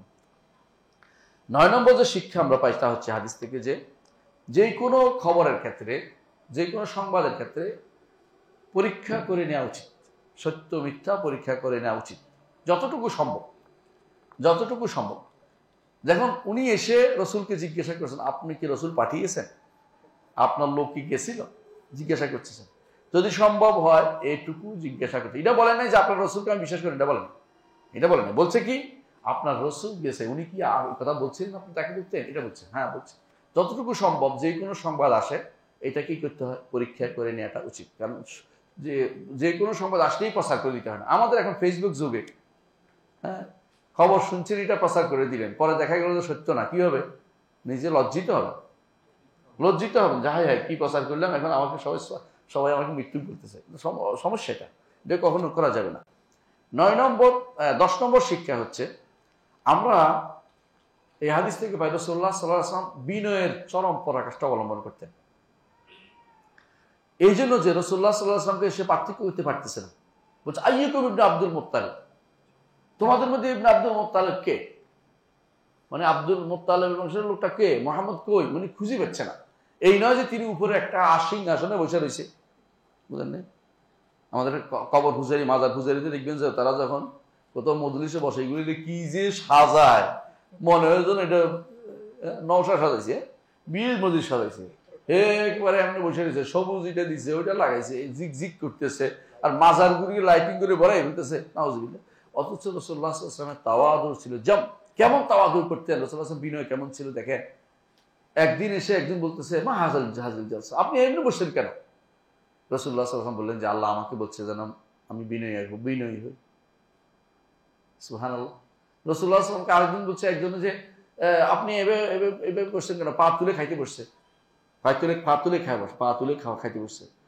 রাসূলুল্লাহ সাল্লাল্লাহু আলাইহি ওয়াসাল্লাম জবাবে বললেন যে আমি তো এমন একজন মায়ের সন্তান যে মা শুকনা গোস্ত খাইতো। আবার আরেকজনকে ওইটা বলছে যে ভয় পাইছিল রাসূল দেখে, তো ভয় পাওয়ার কি আছে, আমি তো এমন মায়ের সন্তান যে মা শুকনা গোস্ত খাইতো। শুকনা গোস্ত বুঝেন কিনা, আরবরা কোরবানির সময় গোস্ত দিলে এটা শুকিয়ে রাখতো, পরে খাবার দাবার না থাকলে এটা ভিজে খাইতো। আমাদের আগে মায়েরা কিন্তু এটা করতো, গোস্ত শুকিয়ে রাখতো না, তত ফ্রিজ ছিল না, বুঝলেন না, তত মতো ভালোই ছিল মনে হয়। ফ্রিজের খাওয়া তো খাইয়ে আমরা সব 2 নম্বর হয়ে গেছি। তো হ্যাঁ, আগেরটাই ভালো ছিল, শুকিয়ে রাখলেও এটা কিছু আমি দেখছি এটার মধ্যে একটা যাই হোক একটা স্বাদ পাওয়া যেত, গোস্তের গন্ধ আসছিল। এখন এগুলি কি খাচ্ছি আল্লাহ জানে। তো ওইগুলি রাসূলুল্লাহ সাল্লাল্লাহু আলাইহি ওয়াসাল্লাম বললেন যে আমি এমন এক মায়ের সন্তান যে মা শুকনা গোস্ত খাইতো। আমি বড় কেউ না, সুতরাং তুমি আমাকে ভয় পাওয়ার কোনো কারণ নেই, রাজা বাদশাহ দেখে ভয় পাওয়ার কোনো কারণ নেই, তুমি রাজা বাদশাহ দরজা দেখে আসছো, তো ওরকম কিছু না, আমি একজন, আমাকে আল্লাহ বলছেন ইন্নাল্লাহ আওহাইলি আন তাওয়াদু, আল্লাহ আমার কাছে ওহী করেছেন তোমরা যেন বিনয়ী হও। রাসূলুল্লাহ নিজেই সবচেয়ে বিনয়ী ছিলেন, যে তাকে দেখেই দূর থেকে বোঝা যেত না তিনি কোথায় বসে আছেন, জানা উপরে কোনো সিংহাসনে বসে থাকতেন না। এই জন্য রাসূলুল্লাহ ইমামকে দেখেন, চিন্তা করে দেখেন, ইমামের জন্য আলাদা ঘর করতে নিষেধ করেছেন, বুঝছেন, উঁচু জায়গায় ইমাম নামাজ পড়তে নিষেধ করেছেন। কেন? যাতে করে ইমাম না অহংকারী না হয়ে যায়, যাতে করে ইমামের আলাদা একটা পজিশন বোঝা না যায়। তিনি সমস্ত মানুষের সাথে তিনি নেতৃত্ব পেয়েছেন, আল্লাহর ওয়াস্তে তিনি কাজটা করছেন। এই নয় যে তিনি একটা ইমাম হোসেন বলে তিনি একটা আলাদা ঘর পাবেন, এমন কিছু না। এই জন্য বড় মসজিদগুলোতে অনেক সময় ভিতরে থেকে গেলে ইমাম সাহেব দেখা না গেলে এটা কিন্তু এটা মাকরুহ হয়েছে না।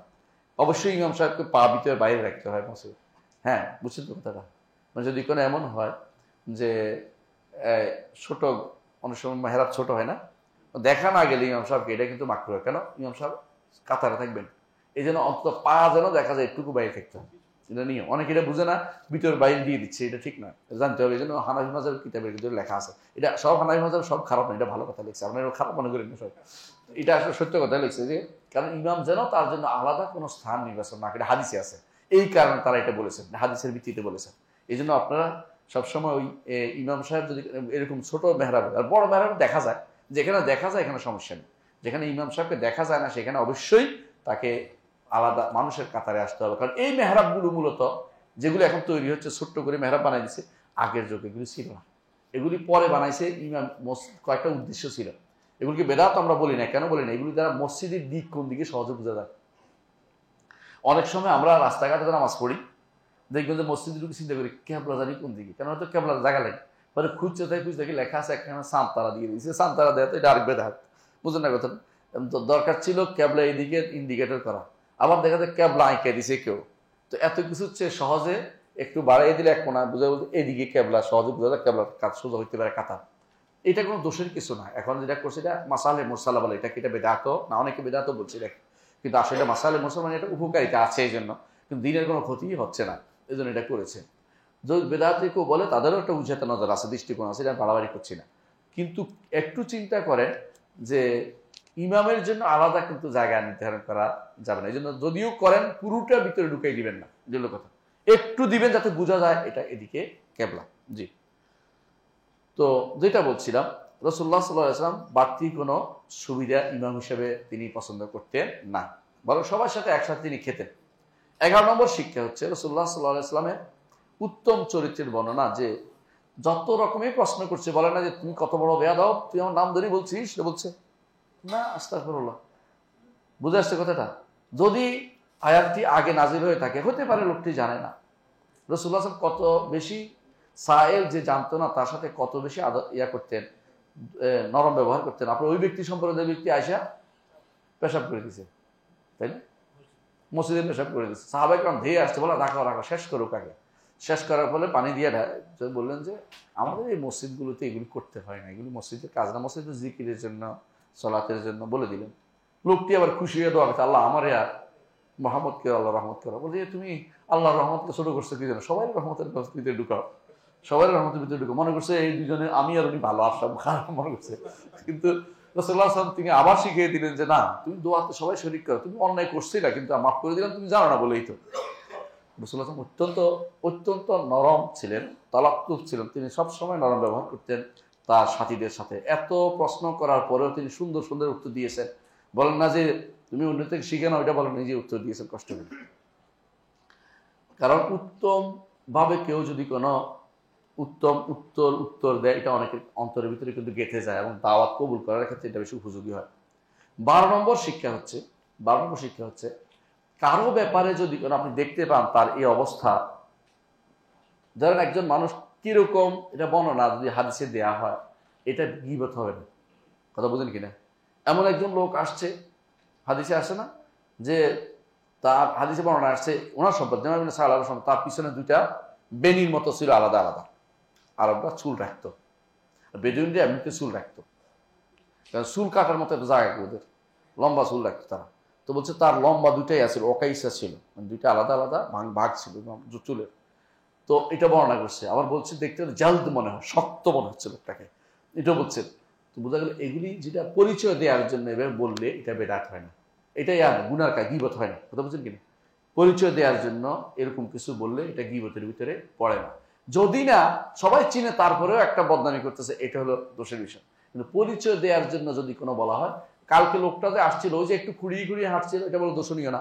কিন্তু তার দেখে এই তুই ল্যাংড়া বেটা, এটা বলো তার দোষণীয়, কারণ তার তো আপনি খারাপভাবে চিত্রায়িত করলেন। কিন্তু পরিচয় দেওয়ার জন্য যে লোকটা খুঁড়িয়ে খুঁড়িয়ে আসছিল, সেই লোকটাকে 10টা টাকা দিয়ে এটা বলতে পারবেন, কারণ তাহলে আপনি চিনবে কি করে কাকে বলবেন? পরিচয় দেওয়ার জন্য কারো কোনো অসুবিধা থাকলে সেটা বলা যাবে। কত নম্বর শিক্ষা? 13 নম্বর শিক্ষা হচ্ছে যদি তিনি অমুসলিম হিসাবে মসজিদে প্রবেশ করে থাকেন, কথা বুঝেন, তাহলে একজন কাফের কিন্তু মসজিদে প্রবেশ করছে, তাই কি না? তাহলে 8ম হিজরি সাল পর্যন্ত দেখা গেছে প্রয়োজনে, কারণ আপনারা জানেন যে মক্কা বিজয়ের পরে কাফের মসজিদে ঢোকা নিষিদ্ধ হয়ে গেছে, কিন্তু তারপরেও যদি 9ম হিজরি সনে হয়ে থাকে তাহলে দেখা যাচ্ছে ওই সময় তিনি মসজিদে ঢুকেছেন। আর যদি প্রয়োজনে, তাহলে প্রয়োজনে কখনো কখনো ধরেন এসির কাজ করবে, কাজ ঘর লাগাবে, কোনো কাফের কাজ করতে পারবে না তা না, হ্যাঁ এমন কোনো কাজ করতে পারবে মসজিদে যেটা আমাদের শরিয়া বিরোধী, এমন কোনো কাজ না করে। 14 নম্বর শিক্ষা হচ্ছে সাহাবায়ে কেরাম যে ঈমান পাইতো তিনি দায়ী হয়ে যেতেন, একজন প্রত্যেকেই। এই যে সাহাবী, তিনি ঈমান আনার সাথে সাথে চলে গেছেন তার কাউকে দাওয়াত দিতে, এটা তার জন্য এটা একটা বড় ধরনের বৈশিষ্ট্য এবং তার এটা বিশেষ একটা তার প্রাপ্তি। 15 নম্বর শিক্ষা হচ্ছে বোঝা গেল যে একজন মানুষকে তার বিখ্যাত ব্যক্তির দিকে সম্পৃক্ত করে বলা না, ডাকা জায়েজ আছে। কি বলতেছি? ইবনে আব্দুল মুত্তালিব, রাসূল কি ইবনে আব্দুল মুত্তালিব? মুত্তালিবের ছেলে, মুত্তালিবের ছেলের ছেলে, তাই তো? আরবদের মধ্যে যে বিখ্যাত ব্যক্তি হয় তার লোকদেরকে ওর দিকে সম্পৃক্ত করা, বুঝলেন কথাটা? হ্যাঁ, যেমন বলে হ্যাঁ চৌধুরী বেটা বলে, চৌধুরী হয়তো হয়েছে তার দাদা, তাই না? অনেক সময় আপনার দেশে বলে বিখ্যাত ব্যক্তির দিকে কোনো ব্যক্তিকে তার বংশের উপরস্থ বিখ্যাত ব্যক্তি সম্পৃক্ত করার মধ্যে কোনো দোষের কিছু নাই। এই জন্য ইবনে মুত্তালিব রাসূল নিজেও বলেছেন কোন যুদ্ধে, হুনাইনের যুদ্ধে, আনাবনা আব্দুল মুত্তালিব আনান নবী লা কাযিব, আমি আব্দুল মুত্তালিবের ছেলে, আমি মিথ্যা নবী নই, রাসূল বলেছেন। এই জন্য উপরের দিকে সম্পৃক্ত হওয়া আরবদের একটা নিয়ম আছে, হ্যাঁ, যে উপরের কারো দিকে সম্পৃক্ত হয়ে বলা।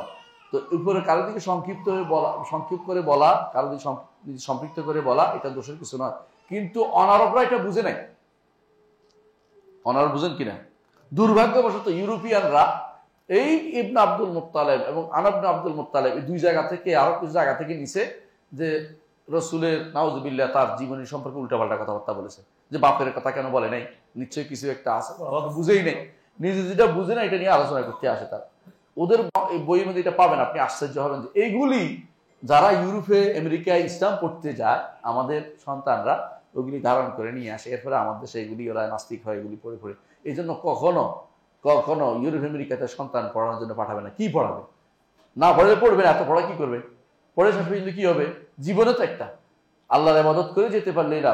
কাফেরের দেশে যে আপনি এত পড়ে পণ্ডিত হয়ে কি করবেন? আপনি যদি মুসলিমদের উপকার হয় সেই পড়া পড়তে পারে, যেমন মুসলিমদের উপকার সার্জারি কেউ পারে না, তারা শিখতে গেছে, এটা আলাদা কথা। যদি দরকার দেশে না থাকলে, অথবা এমন বিদ্যা যে অস্ত্র বানাইতে পারে না শিখে আসতে, এত শিখাবে না কেউ। শিখাবে কি? খোঁজা বেলা, যেগুলি আমাদের সবচেয়ে নিকৃষ্টতম, যে ইমান নষ্ট করে, এগুলি শিখানোর জন্য ওদেরকে ওখানে পাঠায়। আমাদের শেখ মহার আলী, ডক্টর মহার আলী আল্লাহ ইয়ারহামহু, তিনি মারা গেছেন, তিনি বলতেন ইউরোপে যারা পড়তে আসে আমি অনেক সন্দেহ করি, কারণ তারা যে ডিগ্রি নেয় ওই ডিগ্রি যে কোনো একটার ভিতরে কোনো না কিছু শয়তানি ঢুকিয়ে দিবে। বুঝলেন কিনা? ইউরোপিয়ান একটা বসে রয়েছে না, একটা ইহুদি একটা বসে রয়েছে হয়তো কোনো একটা জায়গাতে, সে আপনাকে একটা ডিগ্রি দেবে, বলছে এই লেখো তুমি রসুলের স্ত্রীদের নিয়ে লেখো, এই তুমি রসুলতে বনু কুরাইজাকে মারছে এটা নিয়ে লেখো। উদ্দেশ্য কি বুঝছেন তো? এখন তার পছন্দ না হলে সে ডিগ্রি দিবে না। যখন লিখবে যে ওইটা অন্যায় করেছে, রসুল অন্যায় করেছে, তুমি ঠিক করেছ, তোমাকে এখন বাংলাদেশের অমুক ইউনিভার্সিটি তোমাকে নিয়োগ দেওয়ার জন্য আমি লিখে দিচ্ছি। ওই ওখানে আবার ওদের সাথে আরেকজন আছে, ওর আগের যে আসছে পড়ে, ও কথা শুনতে বাধ্য, ও এখন ঠিকই নিয়োগ দিয়ে দিচ্ছে ওখানে। মানে এই জন্য ইউরোপ আমেরিকাতে ডিগ্রির জন্য যাওয়ার কোনো দরকার নাই, কোনো দরকার নেই। আপনি ব্যবসার জন্য গেলে চলে আসবেন তাড়াতাড়ি, ওখানে থাকার জন্য চিন্তা করবেন না। ওখানে আপনার সন্তান কাফের হয়ে যাবে, আপনি সব গুণা বহন করতে হবে। এই জন্য মনে রাখবেন এরা সরকার আমাদের আরব ভাষায়, আর এই ভাষায় যেটা বলছিলাম যে দাদার দিকে সম্পৃক্ত করে কথা বলাটা কি কোনো সমস্যা কিছু না, অমুকের পুত্র। কারণ ইসলামী শরীয়তে দাদা নাতির সম্পর্ক কি? ছেলে ভাই না ছেলে। বুঝছেন তো কথাটা? আমাদের দেশে প্রচলিত হচ্ছে কি দাদা ভাই, এইটা হলো সমস্যা। দাদা একেবারে ছেলের সন্তান হয়ে যেতে চায়। বুঝলেন কথাটা? দাদা নিজের পোলার সন্তান হয়ে যেতে চায়, আবার আদরে। এত আদর করে আমি কি করব? বাস্তবতা বিরোধী কথা কেন বলেন? আপনার সন্তান এগুলো আপনার সন্তান।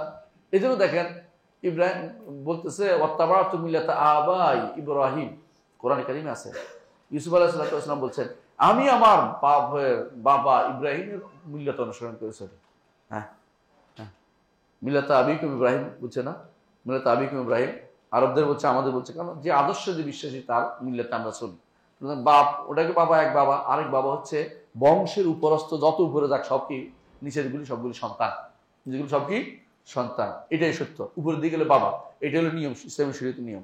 আমাদের দেশে যেটা আসছে হিন্দুদের থেকে আসছে, এটা মুসলমানদের কোনো নীতি না। 16 নম্বর শিক্ষা হচ্ছে, এটা খুব দরকার না, 16 নম্বর না, হ্যাঁ 16 নম্বর শিক্ষা হচ্ছে ইসলাম, ঈমান, ইহসান এর মধ্যে যেই ব্যক্তি ঈমান পর্যায়ে যাবে সে ব্যক্তি কি পাবে? জান্নাতে যেতে পারবে, জাহান্নামে যাবে না। যেই ব্যক্তি ইহসান যাবে সে তো সবার আগে জান্নাত, সাবিকুন উলাইকাল মুকাররাবুন, আল্লাহর নৈকট্যপ্রাপ্ত ব্যক্তি। এখন এটা চিনবেন কি করে? যার ঈমান ঠিক আছে, 1 নম্বর। দ্বিতীয়ত ফরায়েজ এবং হারামের সীমা রেখা তার ঠিক আছে, কয়টা? 2টা। এই ব্যক্তি যদি নফল নাও করে জান্নাতে যাবে, কোনো সমস্যা নেই তার। আর ঠিক বুঝছেন তো? তাহলে আমরা নফল করি কেন? কারণ আমাদের এগুলো ঠিক রাখতে পারি না। যে আমাদের সালাতের ভিতরে দুনিয়ার চিন্তা আসে, ঠিক মতো হচ্ছে না। আমাদের হারাম কাজের মধ্যে দুনিয়াতে এখন এত বেশি হারাম কাজ আসছে যে আমরা যেখানে হাত দিই এখানে কিছু না কিছু উল্টাপাল্টা হয়, অনেক কিছু। এমনকি ধরেন না ব্যাংকেও তো আমরা মাঝে মাঝে যাইতে হয়, ব্যাংকে লেনদেন করতে হচ্ছে, অনেক কিছু গুনাহ আছে। এই জন্য আমরা পুরোপুরি বলতে পারি না যে আমরা ইমানের পর্যায়ে পৌঁছে গেছি। কিন্তু দুইটা স্তর আছে, এই দুইটা স্তরের লোকেরা কোনোদিন জাহান্নামে যাবে না। একটা হচ্ছে মুহসিন, আর একটা হচ্ছে মুমিন। এই দুই স্তররা জাহান্নামে যাবে না। প্রমাণ হচ্ছে রাসূলুল্লাহ সাল্লাল্লাহু আলাইহি ওয়াসাল্লাম বলেছেন, এই লোকটি যদি সত্য বলে থাকে সেই লোকটি জান্নাতে যাবে, হাদিসে আছে। এই লোকটি কি বলেছে, আমি বাড়াবো না কমাবো না, কমাবো না বাড়াবো না, শুধু ফরজ আদায় করবো। বোঝা গেল যে ব্যক্তি এরকম ফরজ আদায় করে দুনিয়া থেকে যেতে পারবে তার জন্য জান্নাতের সুসংবাদ রয়েছে। এটা আলেমদের সবাই একমত হয়। মুসলিম যে তার জন্য কোথাও বলা হয় নাই যে মুসলিমকে কোথাও আল্লাহ তাআলা বলেন ইন্নাল্লাহ ইউহিব্বুল মুসলিমিন, বলেন ইউহিব্বুল মুমিনিন বলছে, মুহসিনিন বলছে। কেন বলছে জিনিসটা? কারণ মুসলিম হচ্ছে ওই ব্যক্তি যে ব্যক্তি ঈমান আছে কিন্তু ফরজের সমস্যা তৈরি করছে, হারামের সমস্যা তৈরি করছে। নফল তো দূরের কথা, নফলের মধ্যে করলেও এগুলি বারবার বাদ যাচ্ছে, একবার শিরিক করে কুফর করে, এগুলি হচ্ছে আবার তওবা করে ফিরে আসতেছে কিন্তু আবার গুনাহ করতেছে। এরা হচ্ছে মুসলিম পর্যায়ে। আবার একজন মুসলিম হইলে যে মুমিন হইতে পারবে না তা না। মুসলিম আছে, শেষ জীবনে ভালো আমল করে মুমিন হয়ে যেতে পারে, মুহসিন হয়ে যেতে পারে। আবার একজন মুহসিন হইলেও ধীরে ধীরে কমেও যেতে পারে। কারণ আমাদের নিকট ঈমান বাড়ে ও কমে, ঈমান উঠা নামা করে, এইটা আমাদেরকে ঈমান রাখতে হয়। সুতরাং এই যে তিনি বলেছেন দেওয়ার সাল্লাল্লাহু হাদিসটা আমরা সবসময় দলিল দিই হিসাবে যে একজন মুমিন জান্নাতি। মুমিন মানে কি? জান্নাতে যাবে। তবে মুমিনের ঈমানের বিভিন্ন স্তর আছে, বাড়ে কমে। ঈমান যখন যাদের ঈমান কমে যায় তারা মুসলিম পর্যায়ে চলে আসে, ইসলামের পর্যায়ে, তখন তাদেরকে সরাসরি জান্নাতে যাওয়ার কথা বল। তাদের জন্য কি আছে? ভয় আছে। তাদের ভয় থাকে আল্লাহ এই গুনার কারণে তাকে হয় শাস্তি দিবেন, না ক্ষমা দিয়েও দিতে পারেন তার ইচ্ছা, কিন্তু তার শাস্তির মুখোমুখি হওয়ার কি আছে? সমূহ সম্ভাবনা রয়েছে। এমনও হইতে পারে আল্লাহ মাফ করে দিচ্ছে, আবার তাকে শাস্তিও দিতে পারে, দুটো হইতে পারে। কিন্তু যিনি মুমিন থাকতে মুমিন অবস্থায় মারা যাবেন, মুমিন হয়ে মারা যাবেন, তার জন্য কোনো ভয় নেই। মুহসিন অবস্থা মারা গেলে তার জন্য কোনো ভয়ের নামগন্ধ নেই। আল্লাহ তাআলা বলেছেন ইন্নাল্লাযীনা সাবাকাত লাহুম মিনাল হুসনা উলাইকা আনহা মুবাদুন। মুহসিন হয়ে মারা গেলে তাদের জন্য কোনো জাহান্নাম থেকে তারা দূরে থাকবে। জি, তাহলে আমরা কত নম্বর বলছি? 16 নম্বর না, এখন 17 নম্বর হচ্ছে মহান রব্বুল আলামিনের আজমত, বড়ত্ব। আল্লাহ রব্বুল আলামিনের বড়ত্ব আমরা দেখতে পাচ্ছি যে রব্বুল আলামিনের বড়ত্বের বিষয়টি এই এখানে তুলে ধরা হয়েছে যে তিনি কত বড়, যে আসমান জমিন সৃষ্টি করেছেন, তিনি কত বড় যে আমাদের সৃষ্টি করেছেন, পাহাড় সৃষ্টি করেছেন। তিনি এই সব সৃষ্টির স্রষ্টা হচ্ছেন রব্বুল আলামিন, আর আমরা হচ্ছি সৃষ্টি। আর আমি যদি নিজের দিকে তাকাই, ক্ষুদ্র সৃষ্টি এবং তুচ্ছ সৃষ্টি, কোনো সন্দেহ নেই, তুচ্ছ সৃষ্টি। আল্লাহ তাআলা কোরআনে কারিমে এটা তুচ্ছ হিসেবে উল্লেখ করেছে। এই তুচ্ছ সৃষ্টি যেন আল্লাহর উপরে অহংকার না করে, আল্লাহর আজমতকে ধারণ করে। যে ব্যক্তি আল্লাহর আজমতকে ধারণ করবে সেই ব্যক্তি হচ্ছে সফল কাম। মা কাদারুল্লাহ হাক্কা কাদরিহি ওয়াল আরদু জামিআন কবদাতুহু ইয়াওমাল কিয়ামাহ ওয়াস সামাওয়াতু মাতউইয়াতুম বিয়ামিনিহি। আসমান সমূহ রব্বুল আলামিন, এই বিশাল আসমান আল্লাহর হাতের মধ্যে একটার উপর একটা ভাঁজ করা থাকবে, যেমনিভাবে কাগজকে একটার উপর একটা ভাঁজ করা রাখে। তো রব্বুল আলামিন কত বড়। আর যারা রব্বুল আলামিনকে কলবের ভিতরে বলে, সৃষ্টির ভিতরে বলে, ওরা কি আল্লাহকে চিনতে পেরেছে? আল্লাহ এই জন্য বলছেন মা কাদারুল্লাহ হাক্কা কাদরি, আল্লাহকে তারা চিনতে পারে নাই, আল্লাহকে তারা জানতে পারেনি। যারা এই কথা বলবে আল্লাহ, যে আল্লাহ তারা সৃষ্টির ভিতরে বলবে অথবা বাইরে নয় ভিতরে নয় বলবে, আল্লাহকে তারা অনুমূল পরমাণুভূতি বানাই করতেছে, ওরা হচ্ছে নিকৃষ্টতম জীব। এরা ঈমান হারা হয়ে আছে, ঈমানদার হতে পারে নাই। যারা মনে করে এই আল্লাহ তাআলা কলবের ভিতরে ঈমান বাস করে, তারাও দুর্ভাগা। কোন কলবে ঈমান বাস করেন? ঈমানদারের কলবে না কাফেরের কলবে? কেমনে ঈমানদারের কলব কত ক্ষুদ্র কে বুঝতে পারে? রব্বুল আলামিনের আজমত তার অন্তরে আসে নাই, এই জন্য সে কুফরিতে লিপ্ত রয়েছে। আমাদের দেশের অধিকাংশ মানুষ এই কুফরির মধ্যে, কত মানুষ যে আছে কুফরিতে আপনি চিন্তা করতে পারবেন। আপনি আলোচনা করে দেখেন, গ্রামের পর গ্রাম, এলাকার পর এলাকা, এটা নয় শুধু গ্রাম তো দূরের কথা, হুজুরের মধ্যে বেশি সমস্যা, হুজুরদের মধ্যে বেশি বুঝছেন না? তথাকথিত কল্লিদার অনেক টুপিওয়ালা আছে না, অনেকগুলো দেখবেন মাদ্রাসাগুলি আছে না, বিশাল মাদ্রাসা, 1000 কয়েক হাজার ছাত্র বের হয়, কি তৈরি করতেছে? এগুলি আল্লাহর আজমত তৈরি করতেছে না, কিভাবে আল্লাহর আজমতকে নষ্ট করা যায় সেগুলি তৈরি করতেছে। এটা দুর্ভাগ্যের বিষয়। আল্লাহ আমাদেরকে বোঝার তৌফিক দান করুন। সুবহানাকাল্লাহু ওয়া বিহামদিকা আশহাদু আল্লা ইলাহা ইল্লা আনতা আস্তাগফিরুকা ওয়া আতুবু ইলাইক। আসসালামু আলাইকুম ওয়া রাহমাতুল্লাহি ওয়া বারাকাতুহু।